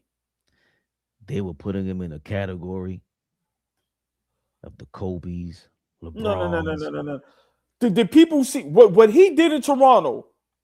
Legendary. Were people talking about that was going to happen? He locked up, said Giannis. No. Hear what I'm saying. You're a smart brother. The perspective. Remember, what was people saying? The headache. Yo, he ain't going to play. Missing games. Low management. This and that. And what did that GM say? I don't care about none of that. We give you the key to the city. We'll let you use the private jet. We just need you here healthy for the playoffs. And what happened at the end of that? What was the Toronto Raptors? Champions. What do we want? I'm asking you, Fabian, smart brother, right now, fully healthy, for 1 year, who would you rather have on the team? Kawhi Leonard or Giannis Antetokounmpo? I gotta choose between the Terminator and the weak Greek. Both fully healthy. And remember, I'm just think about the roster that would be around both of those players with the Knicks. Who would you rather have? I'm going with the King of Athens. Are you crazy? Giannis is 31. I don't know if he tore his calf muscle or not.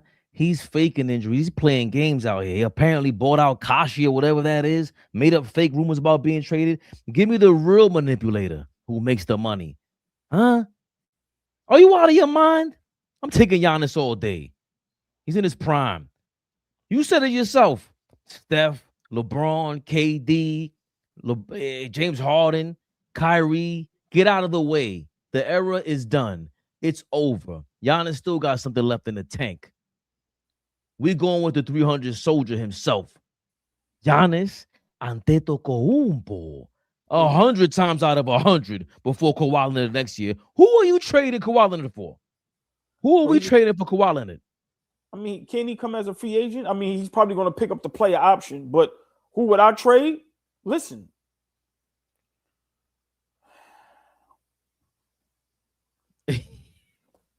Don't do it.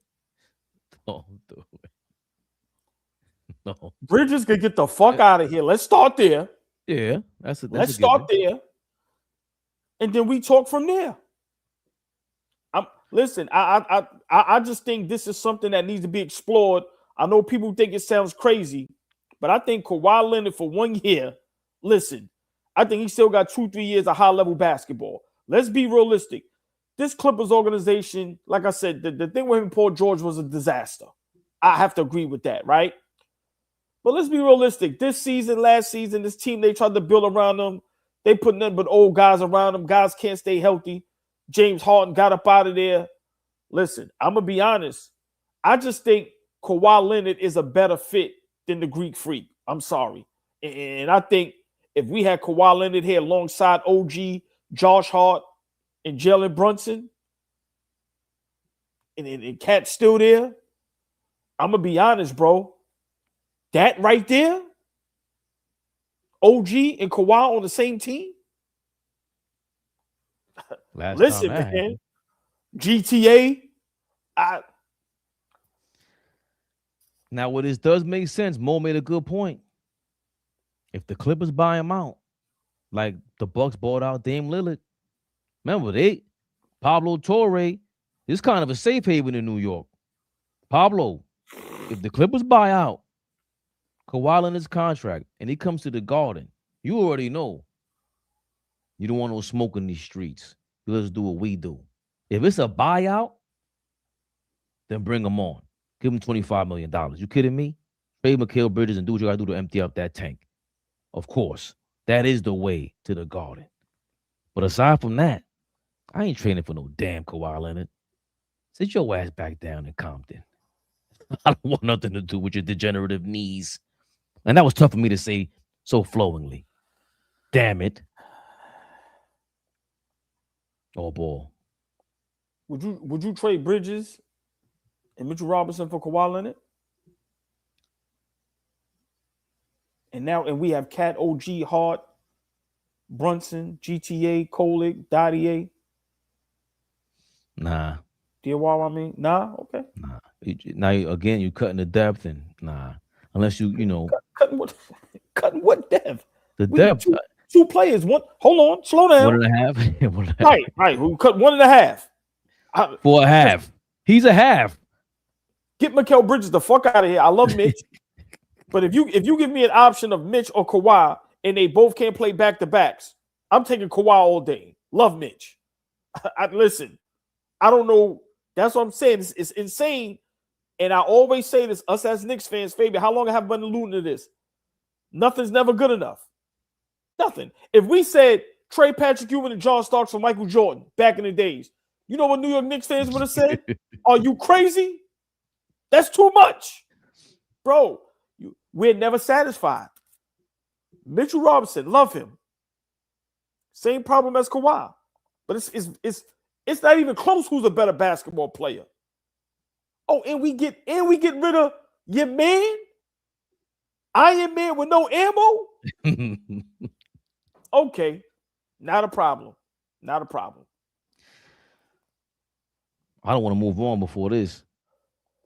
2 seconds. MJ, appreciate the comment because you get on the hot topic. Knicks potentially moving up, trying to capture that number 1 seed as the Pistons and Hornets fight tonight.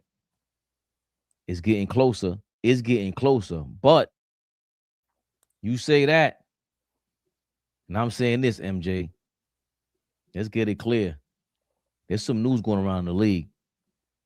Jason Tatum is being assigned to participate in the main Celtics practice this afternoon as part of his rehab process. The team says he will be recalled immediately to the Boston Celtics following today's practice.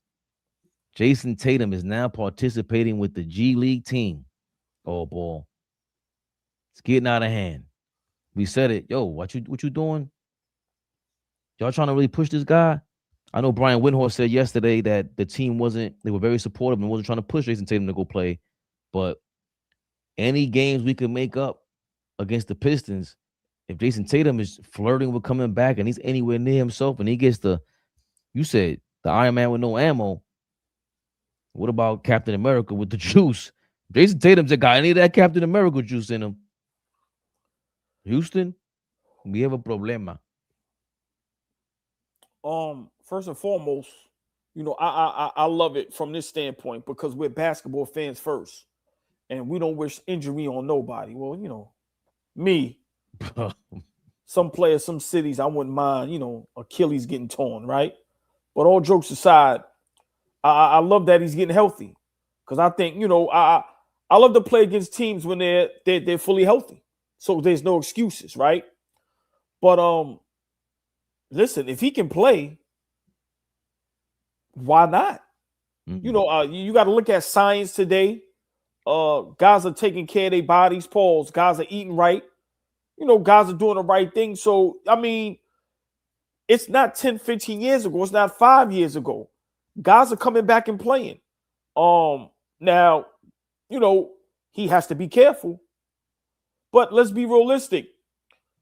Kevin Durant tore his Achilles. Kevin Durant can still score the basketball, right? To me, you look at a Klay Thompson, it affected him, to the point where you see the downfall, right? But, if Jason Tatum can play, I say let him play, right? But you have to be careful. You're putting your career like in the balance, right? If you're not right now, Jason Tatum on the Boston Celtics, is that a championship contending team? That's what I look at. I would just imagine that they have to be because of the way Brown is stepping up. And Tatum's game was like a point guard style. And he can get Brown some matchups, favorable matchups, as they screen and switch on the perimeter. Well, at the end of the day, if he starts to lean towards being an MVP shape, that's what you want. It'll be tough in the next 3 months, but why not start now? If you're going to do it, you start now. I just keep thinking of Grant Hill, shit like that. Like, that was such a cautionary tale for a lot of people. Yeah. And I'm just surprised that they'll even try this. I disagree. I don't think if he comes back there, championship contending team. For me, that coaching staff, you have to look at, okay, the Detroit Pistons and the Knicks fully healthy. Can the Boston Celtics beat them? I don't think so, right? Is Vucevic, right? He's not enough. No. Let's be honest.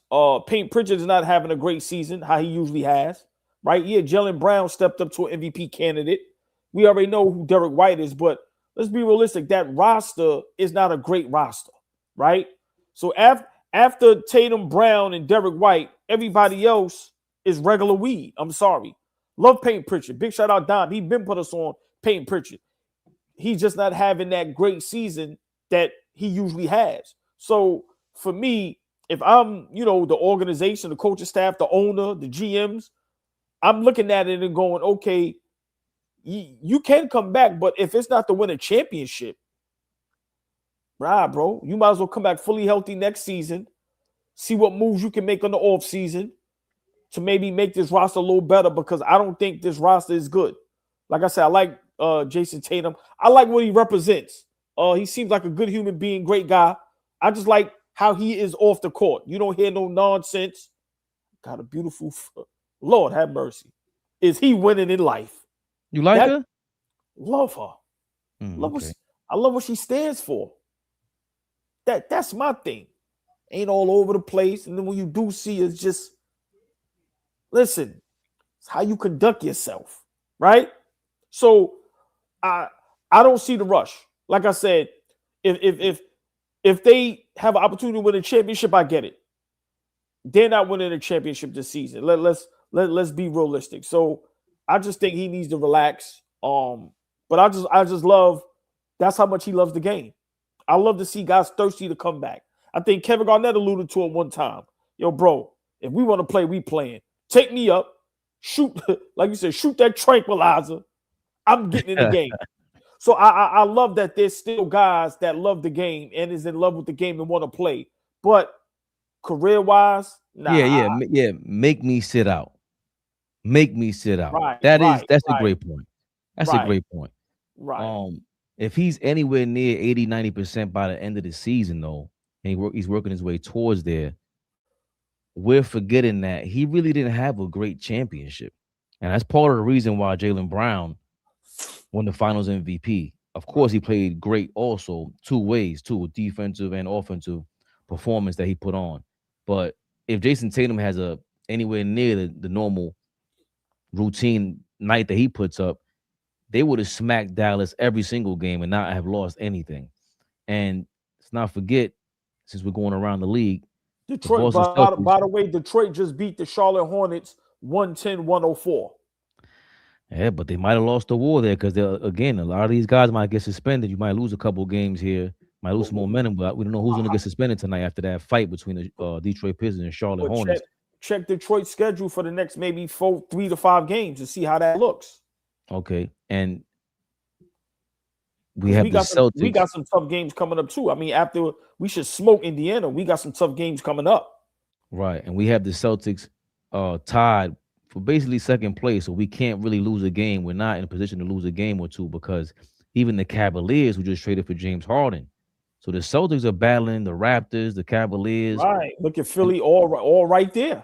Right, Philly's damn. That's 6. There's a pretty close gap, but if the Pistons start losing some games because of these suspensions, Jason Tatum could help with that. And what do you say? The Pistons schedule. Look at the Pistons schedule, but also look at our schedule as well. Because like I said, in these next 10 games, if we could go 8-2, 7-3, like we got to keep Boston and Cleveland and Toronto off our heels, bro. So I think all of our schedules, even Toronto, Cleveland, Philly, us, we got to look at the schedules and see how that thing looking. Here's a tidbit. Next game for the Pistons will be the Raptors on the 11th on Wednesday, but after that is the All-Star break, and the first team that the Pistons play is us. No coincidence. What a great opportunity for the New York Knicks to start something against the number 1 seed who got weakened today by the Hornets. Shout out to the Hornets starting a fist fight with the number 1 seed. Yeah, Guru. Y'all, we told you when it comes to this championship thing, you better be disciplined. You better be disciplined. We got a chance here, AllBall, to start tightening some things up as New York Knicks fans. Stop playing around. I might have to be in the building for that Detroit game to make sure things go correct. Any Detroit Pistons fans, if you from Detroit and you flying in or you from the town but you're a Detroit Pistons fan, let us know you're going to be at that game. Because if it's enough of y'all, I'm pulling up. Yeah. I'm calling the plug and I'm pulling up. So I need to know y'all serious. Yeah, we might have to be at that game for a little straightening.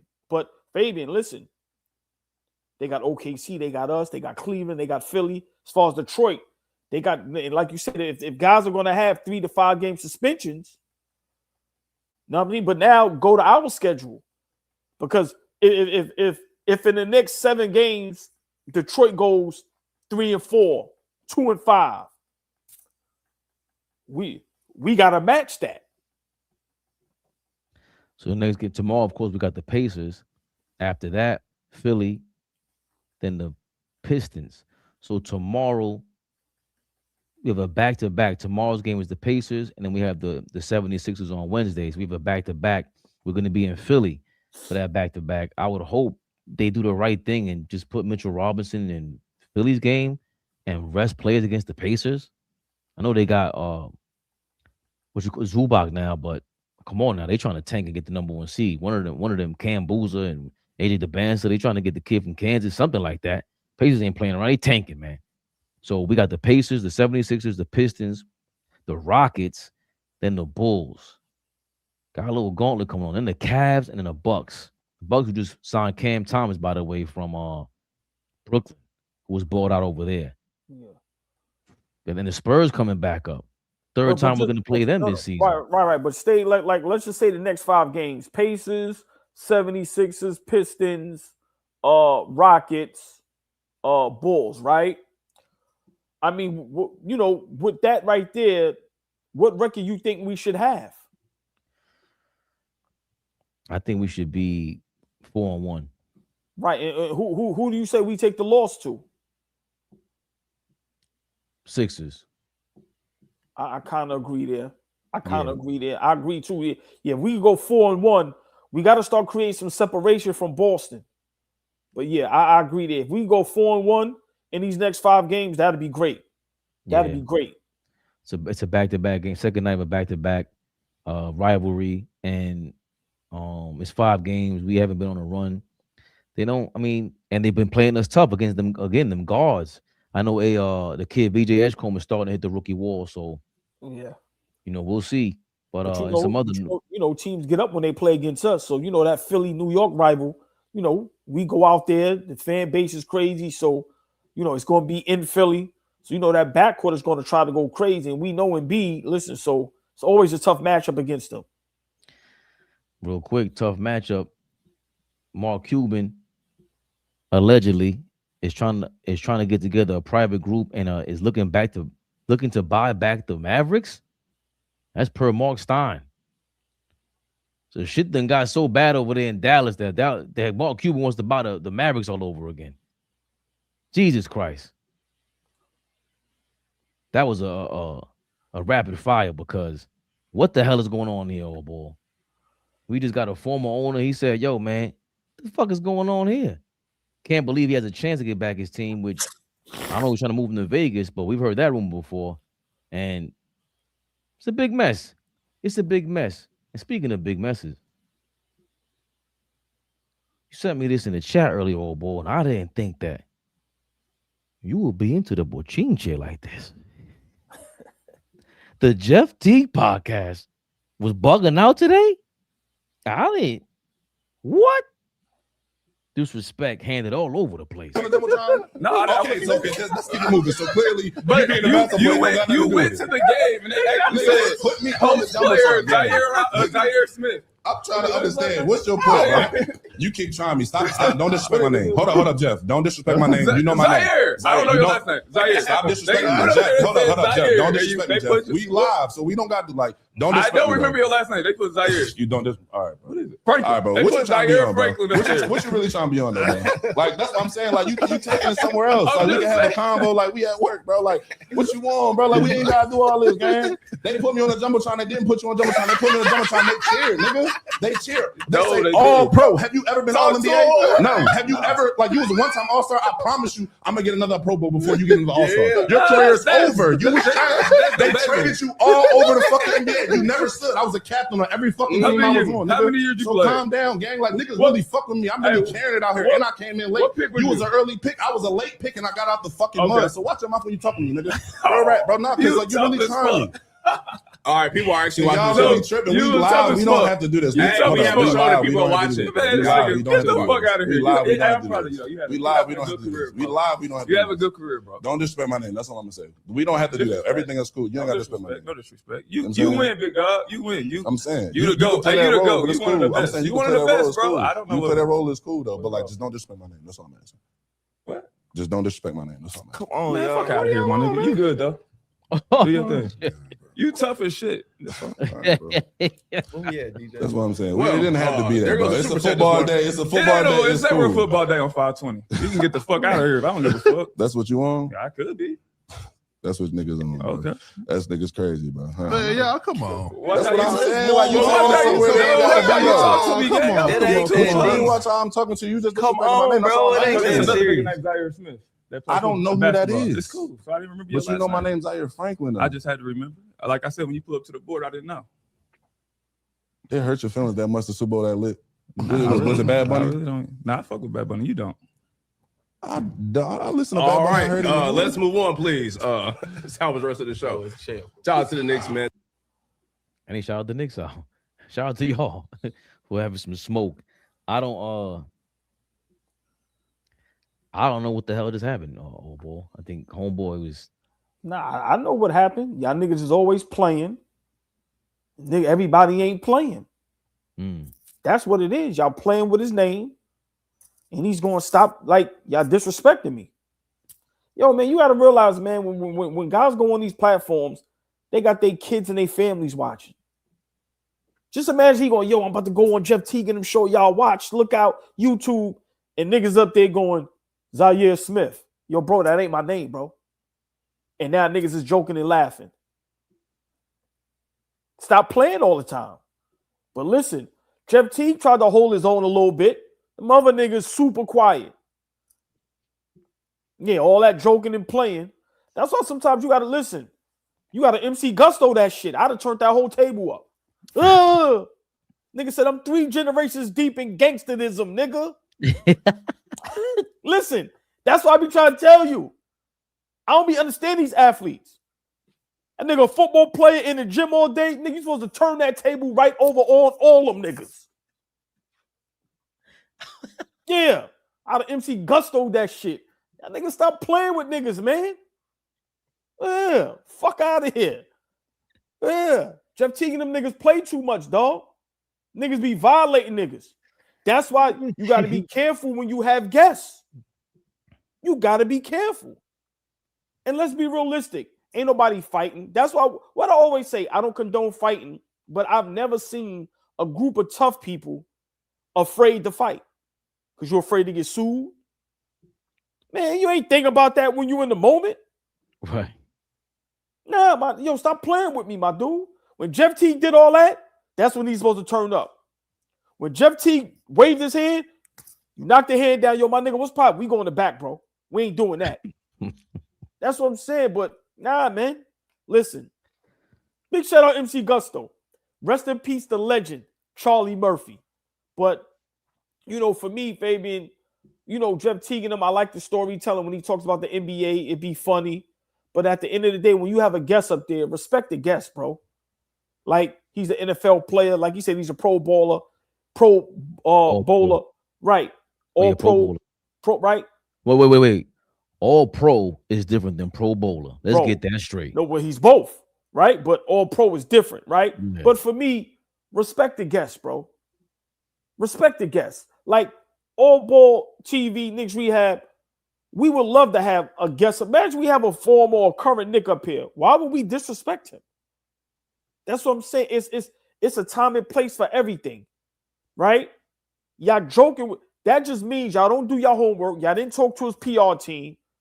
Some niggas don't play around all day, bro. Let's talk. It's a Super Bowl weekend. Let's talk sports. Let me break down the game. Y'all may not understand football. Y'all may not understand how huge Super Bowl is, this and that. Because you heard Jeff Teague say, I don't give a fuck about football. We don't.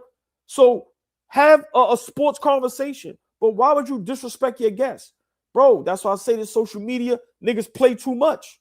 Niggas play too much, and everybody's not for the fun and games. But for me, I'm disappointed in Jeff Teague and them because you have a platform, and if you have a guest up there, it's supposed to be about the guests, right? Y'all turning it into a comedy show, and then now it turns into disrespect. So my last point, stop fucking playing all the time. Like, seriously. Stop playing all the time. But you see the other 3 quiet as church mouses. Quiet. Niggas ain't keep on with that. Jeff T had to try to fake hold it down, but listen, man, I ain't stop playing all the time, man. Syracuse alumni, huh? Heroic. I ain't know that. Zia Smith. I stopped watching football, so I didn't know he was an all-pro. That's insane. You know, that's great.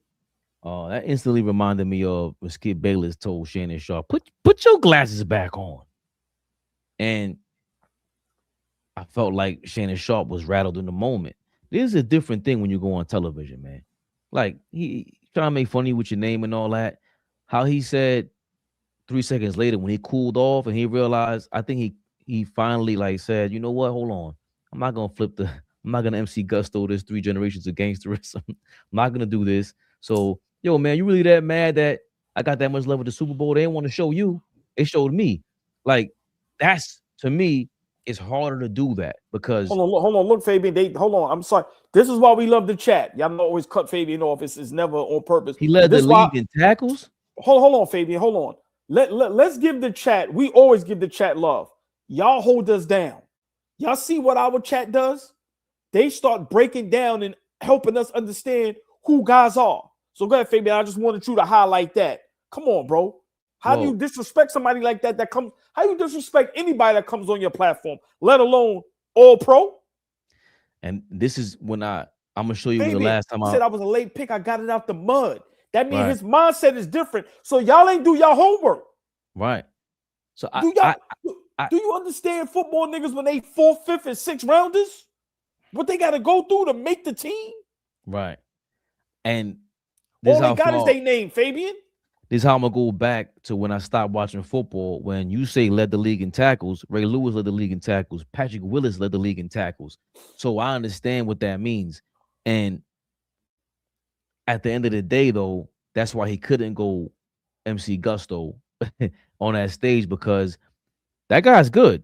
I seen him on Joe Budden. I seen when y'all say that he checked Joe Budden over the phone. I didn't see that. You know, I always say football players are really crazy because basketball players, every single athlete, the toughest of athletes, have all quit playing football the first moment that they got on the football field and went to go pick up that basketball. So I get it. But when it comes to television, you got to be careful. It's a different animal. You got to be witty. It's television. It's Hollywood. I get it. You felt like he was disrespectful, but I thought the way he handled it 2 minutes later was perfect. Perfect. Yo, you just mad they show me more love on that screen at the Super Bowl. They ain't show you, and you 520 podcast. You popping. You got the $20 million Adidas deal, right? It's showing me, dog. I'm the man out here. Let's not forget. And then that quickly checks him. Like, you ain't never, we go to the All-Star game, they still might not show you on that screen. They might show me before you, dog. I'm a star out here right now. So that's how you make people, like, that's what I didn't like about Shannon Sharp going that Skip Bayless, put your glasses. Yo, bro, you're supposed to sun him. Yo, Skip, who you talking to? If it wasn't for the likes of me, who are you? There is no you. You don't exist without us. Say whatever you want about Tom Brady, think he's better and all that. No. Ask Tom Brady about me. See who he'd rather talk to, you or me? Any day of the week. He ain't talking to you about what? Life, football, anything. He's coming to chill with me. This is a fraternity.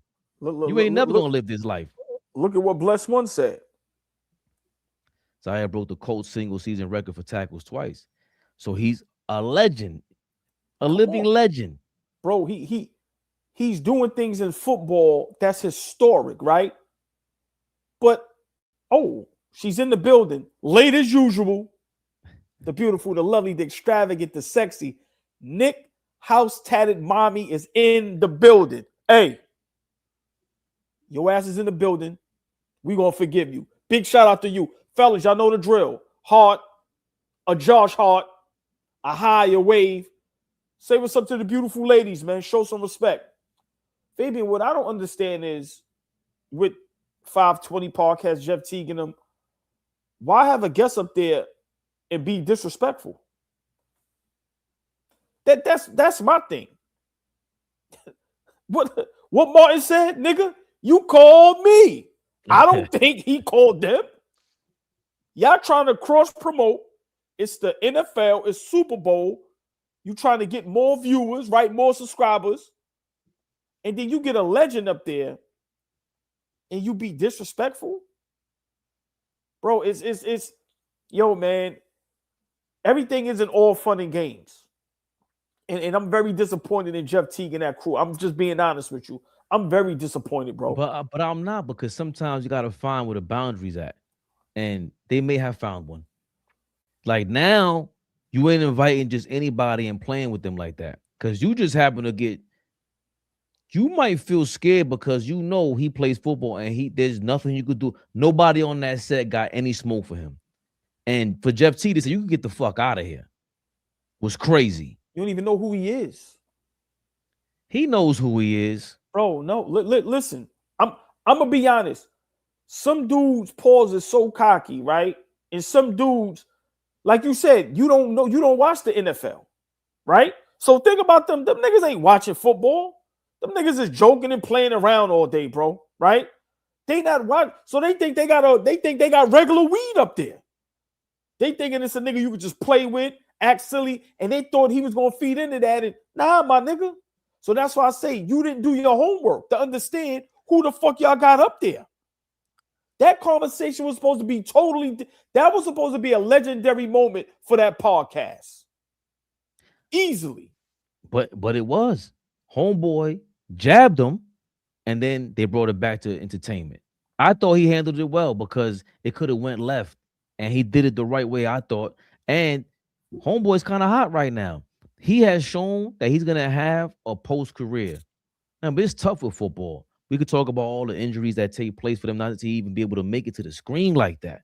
This guy's on TV right now auditioning, unlike Draymond. Unlike Draymond, I don't know anybody in basketball that can do what he's currently playing football. How much do we talk about these guys playing basketball? We watch them and we go, I never want to watch you, ever. This guy's currently playing football. Obviously, I didn't even know this much about him from what y'all telling me. Legendary, and he's out here on a Joe Budden podcast, Jeff T podcast, and he's doing his thing. And he checked somebody. So now anybody on any other podcast, they're going to know who Zia Franklin is.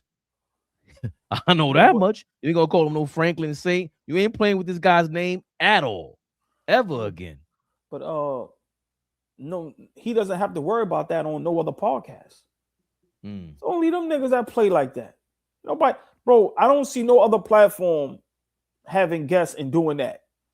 Well, niggas play too much, dog. Like I said, I fucks with Jeff Teague. I like some of the stories he be telling when it pertains to him in basketball. Like I love the story he told about what's your man that played with the Lakers, Derek Fisher, right? I love that. So I love those stories. But when you have your guests, bro, do your homework and have a dope conversation. Like just think about, remember, homie played for the Colts. I think Jeff Teague is from Indiana. So, nigga, he from his hometown. Bro, that was supposed to be a legendary conversation, dog. And it's just like they dropped the ball on that. Why? Niggas want to play all day. So, I'm just, like I said, I understand our chat is saying they not surprised. I'm very surprised by that. I'm surprised because you have a platform, you're trying to build it. And when you got a guy on there like that, nah, man, it wasn't supposed to go like that. I'm sorry. Like I said, I joke, I troll. We play all day up here. We try to be entertaining at the same time. But I don't care who it is, whether it's a person that got drafted and didn't make the team, you show them a certain type of level of respect. And I just think Jeff Teague and them dropped the ball on that. Excuse me. I'm very disappointed. Very disappointed. I think guaranteed they're not going to play with Zia Franklin. If he comes back there, he calls him Zia Smith again. That's a Jim Rowe moment.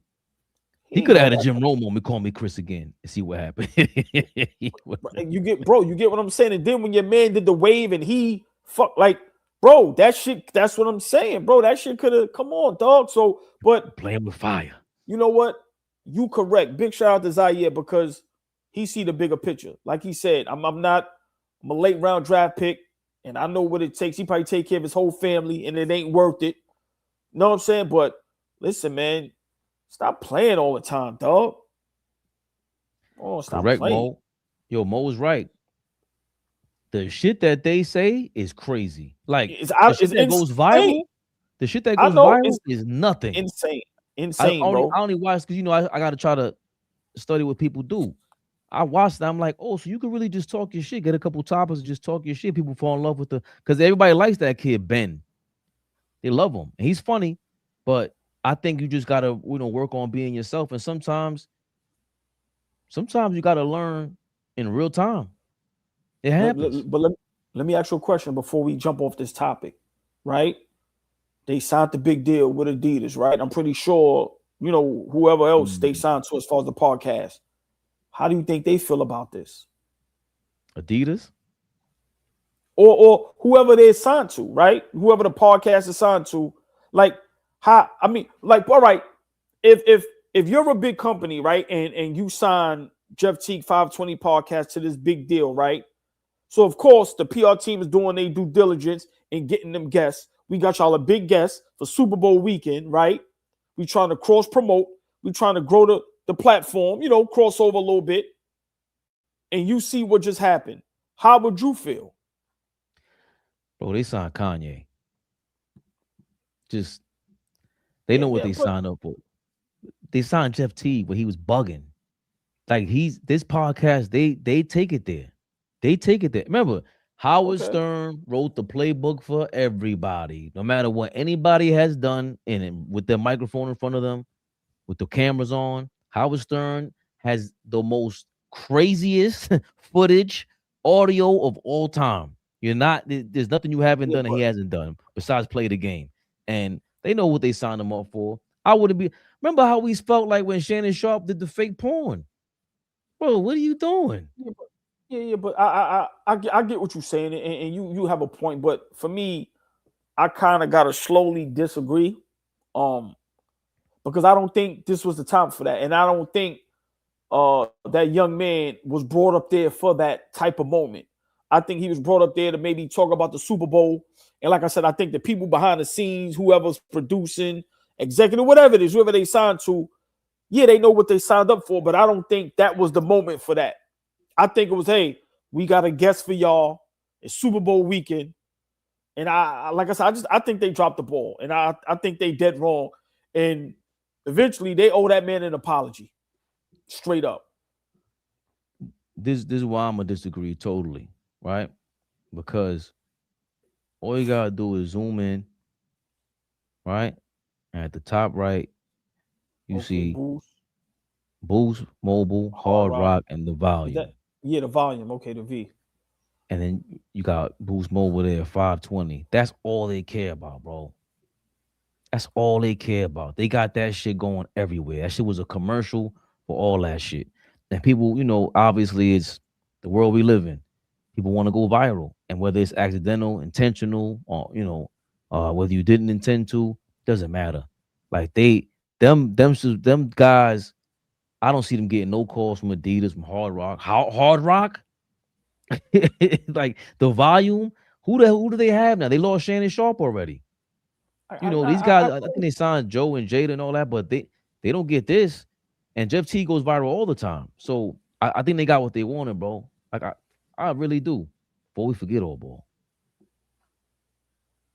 Knicks house tatted mommy ain't playing any games. She comes in here, walks through the door, and she pays the late fee. It ain't even really a fee. She just said, yo, homeless. No, it is a late fee. Because she's supposed to be in the building soon as we jump on. She know that. Yeah, it's a late fee. Big shout out, though. Listen. Oh, respect, dude. Got that pixie cut on in there. Listen, she let y'all know who in the building, huh? AllBall suckers. Yeah.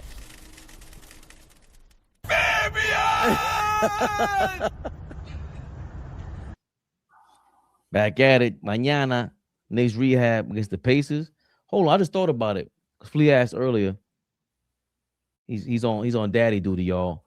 But he asked us if we're going live during the game. Should we? Because I know it's the Pacers, but I want to see if it's interesting with Homeboy on there.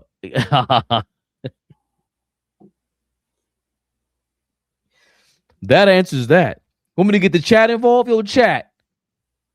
Do you think we should go live during the game, play by play, or should we save Knicks rehab for after the game tomorrow with some topics that you guys should be suggesting? We see how we go platinum out here in these streets. Huh? The Josh Hart thumbs up or thumbs So, down? I'm gonna tell y'all now. I'm bad and bougie when it comes to that. I'm only going live during games that matter. Detroit, Boston, big time games. You know what, Cherokee? It's the chat wins. Can't argue with the chat. Yeah. Can't argue with the chat. At this point, the game is better with your guys' commentary in the background. East Blue Drew said, "Oh boy, you don't need no sleep. You're 100% right." Listen, I hate sleep. If I could stay up 24 hours and talk to y'all, I would do it. Trust me. I ain't trying to listen to Reggie Miller. Listen, you gotta have Wepa. the game on mute. Right, Wepa gang in the building. Listen, gotta have that TV on mute. I'm definitely not listening to Reggie Miller. Listen, Reggie Miller couldn't tell me what time it is, let alone have a conversation with me. I don't want to talk to Reggie Miller. I don't want to see Reggie Miller. I want to meet Cheryl Miller. I can give a damn about Reggie Miller. That was tough. Is she the greatest woman basketball player of all time that doesn't get talked about enough? She's like the Wilt Chamberlain, like the myth.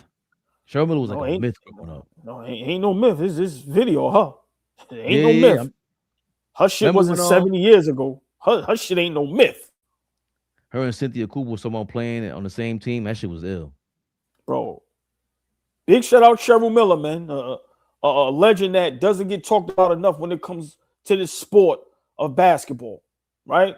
We know social media is huge and we like who we like. We talk about Aja Wilson and, Caitlin Clark, great players, but is Cheryl Miller the greatest female basketball player of all time? Just a thought, just a question. We ain't got to respond and answer now. But chat, we see y'all tomorrow. Oh. Your ass is late, Tory B. The beautiful, the lovely, the extravagant, the sexy, the exquisite, the elegant. Tory B. Late ass is in the building. Yeah. Love y'all. Y'all know we love y'all. Diane Johnson, I seen you in the comments in another video, man. Appreciate you. Oh, man, listen. Dion or Diane? Because, is that a beautiful lady? I'm scared to. Big shout out Diane Johnson. I don't know what's going on over there. That name is spelled weird. Tory B. Knicks fans don't sleep. We rest and take naps. Tory B. Knicks fans don't sleep. We rest and take naps. Take cat naps? You could have been anywhere else. Tomorrow we going live. Got no choice. For big life. Knicks. Big tricks. Y'all see that for life. 2026 is the year of the beautiful, the lovely, the extravagant. Y'all kill us, man. Don't be making fun of. Listen, don't be making fun of me, man. Never. Look, Tory B said, "Look, I was resting, sir." Listen, I know about them old. I know about them old head naps. I'm an old head. Listen, the old I sit on the couch the right way. It's going down. Listen, I gotta sit up.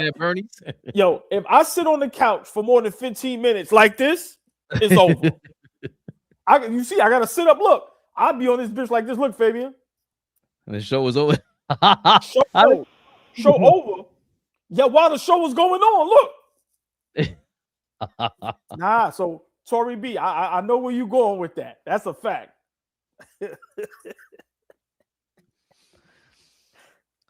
Appreciate y'all. Tomorrow was the game. 7:30, we say. We'll see you then. Hasta mañana. AllBall TV. They scared, but I'm not. Deja un like, comentario. Y suscribe.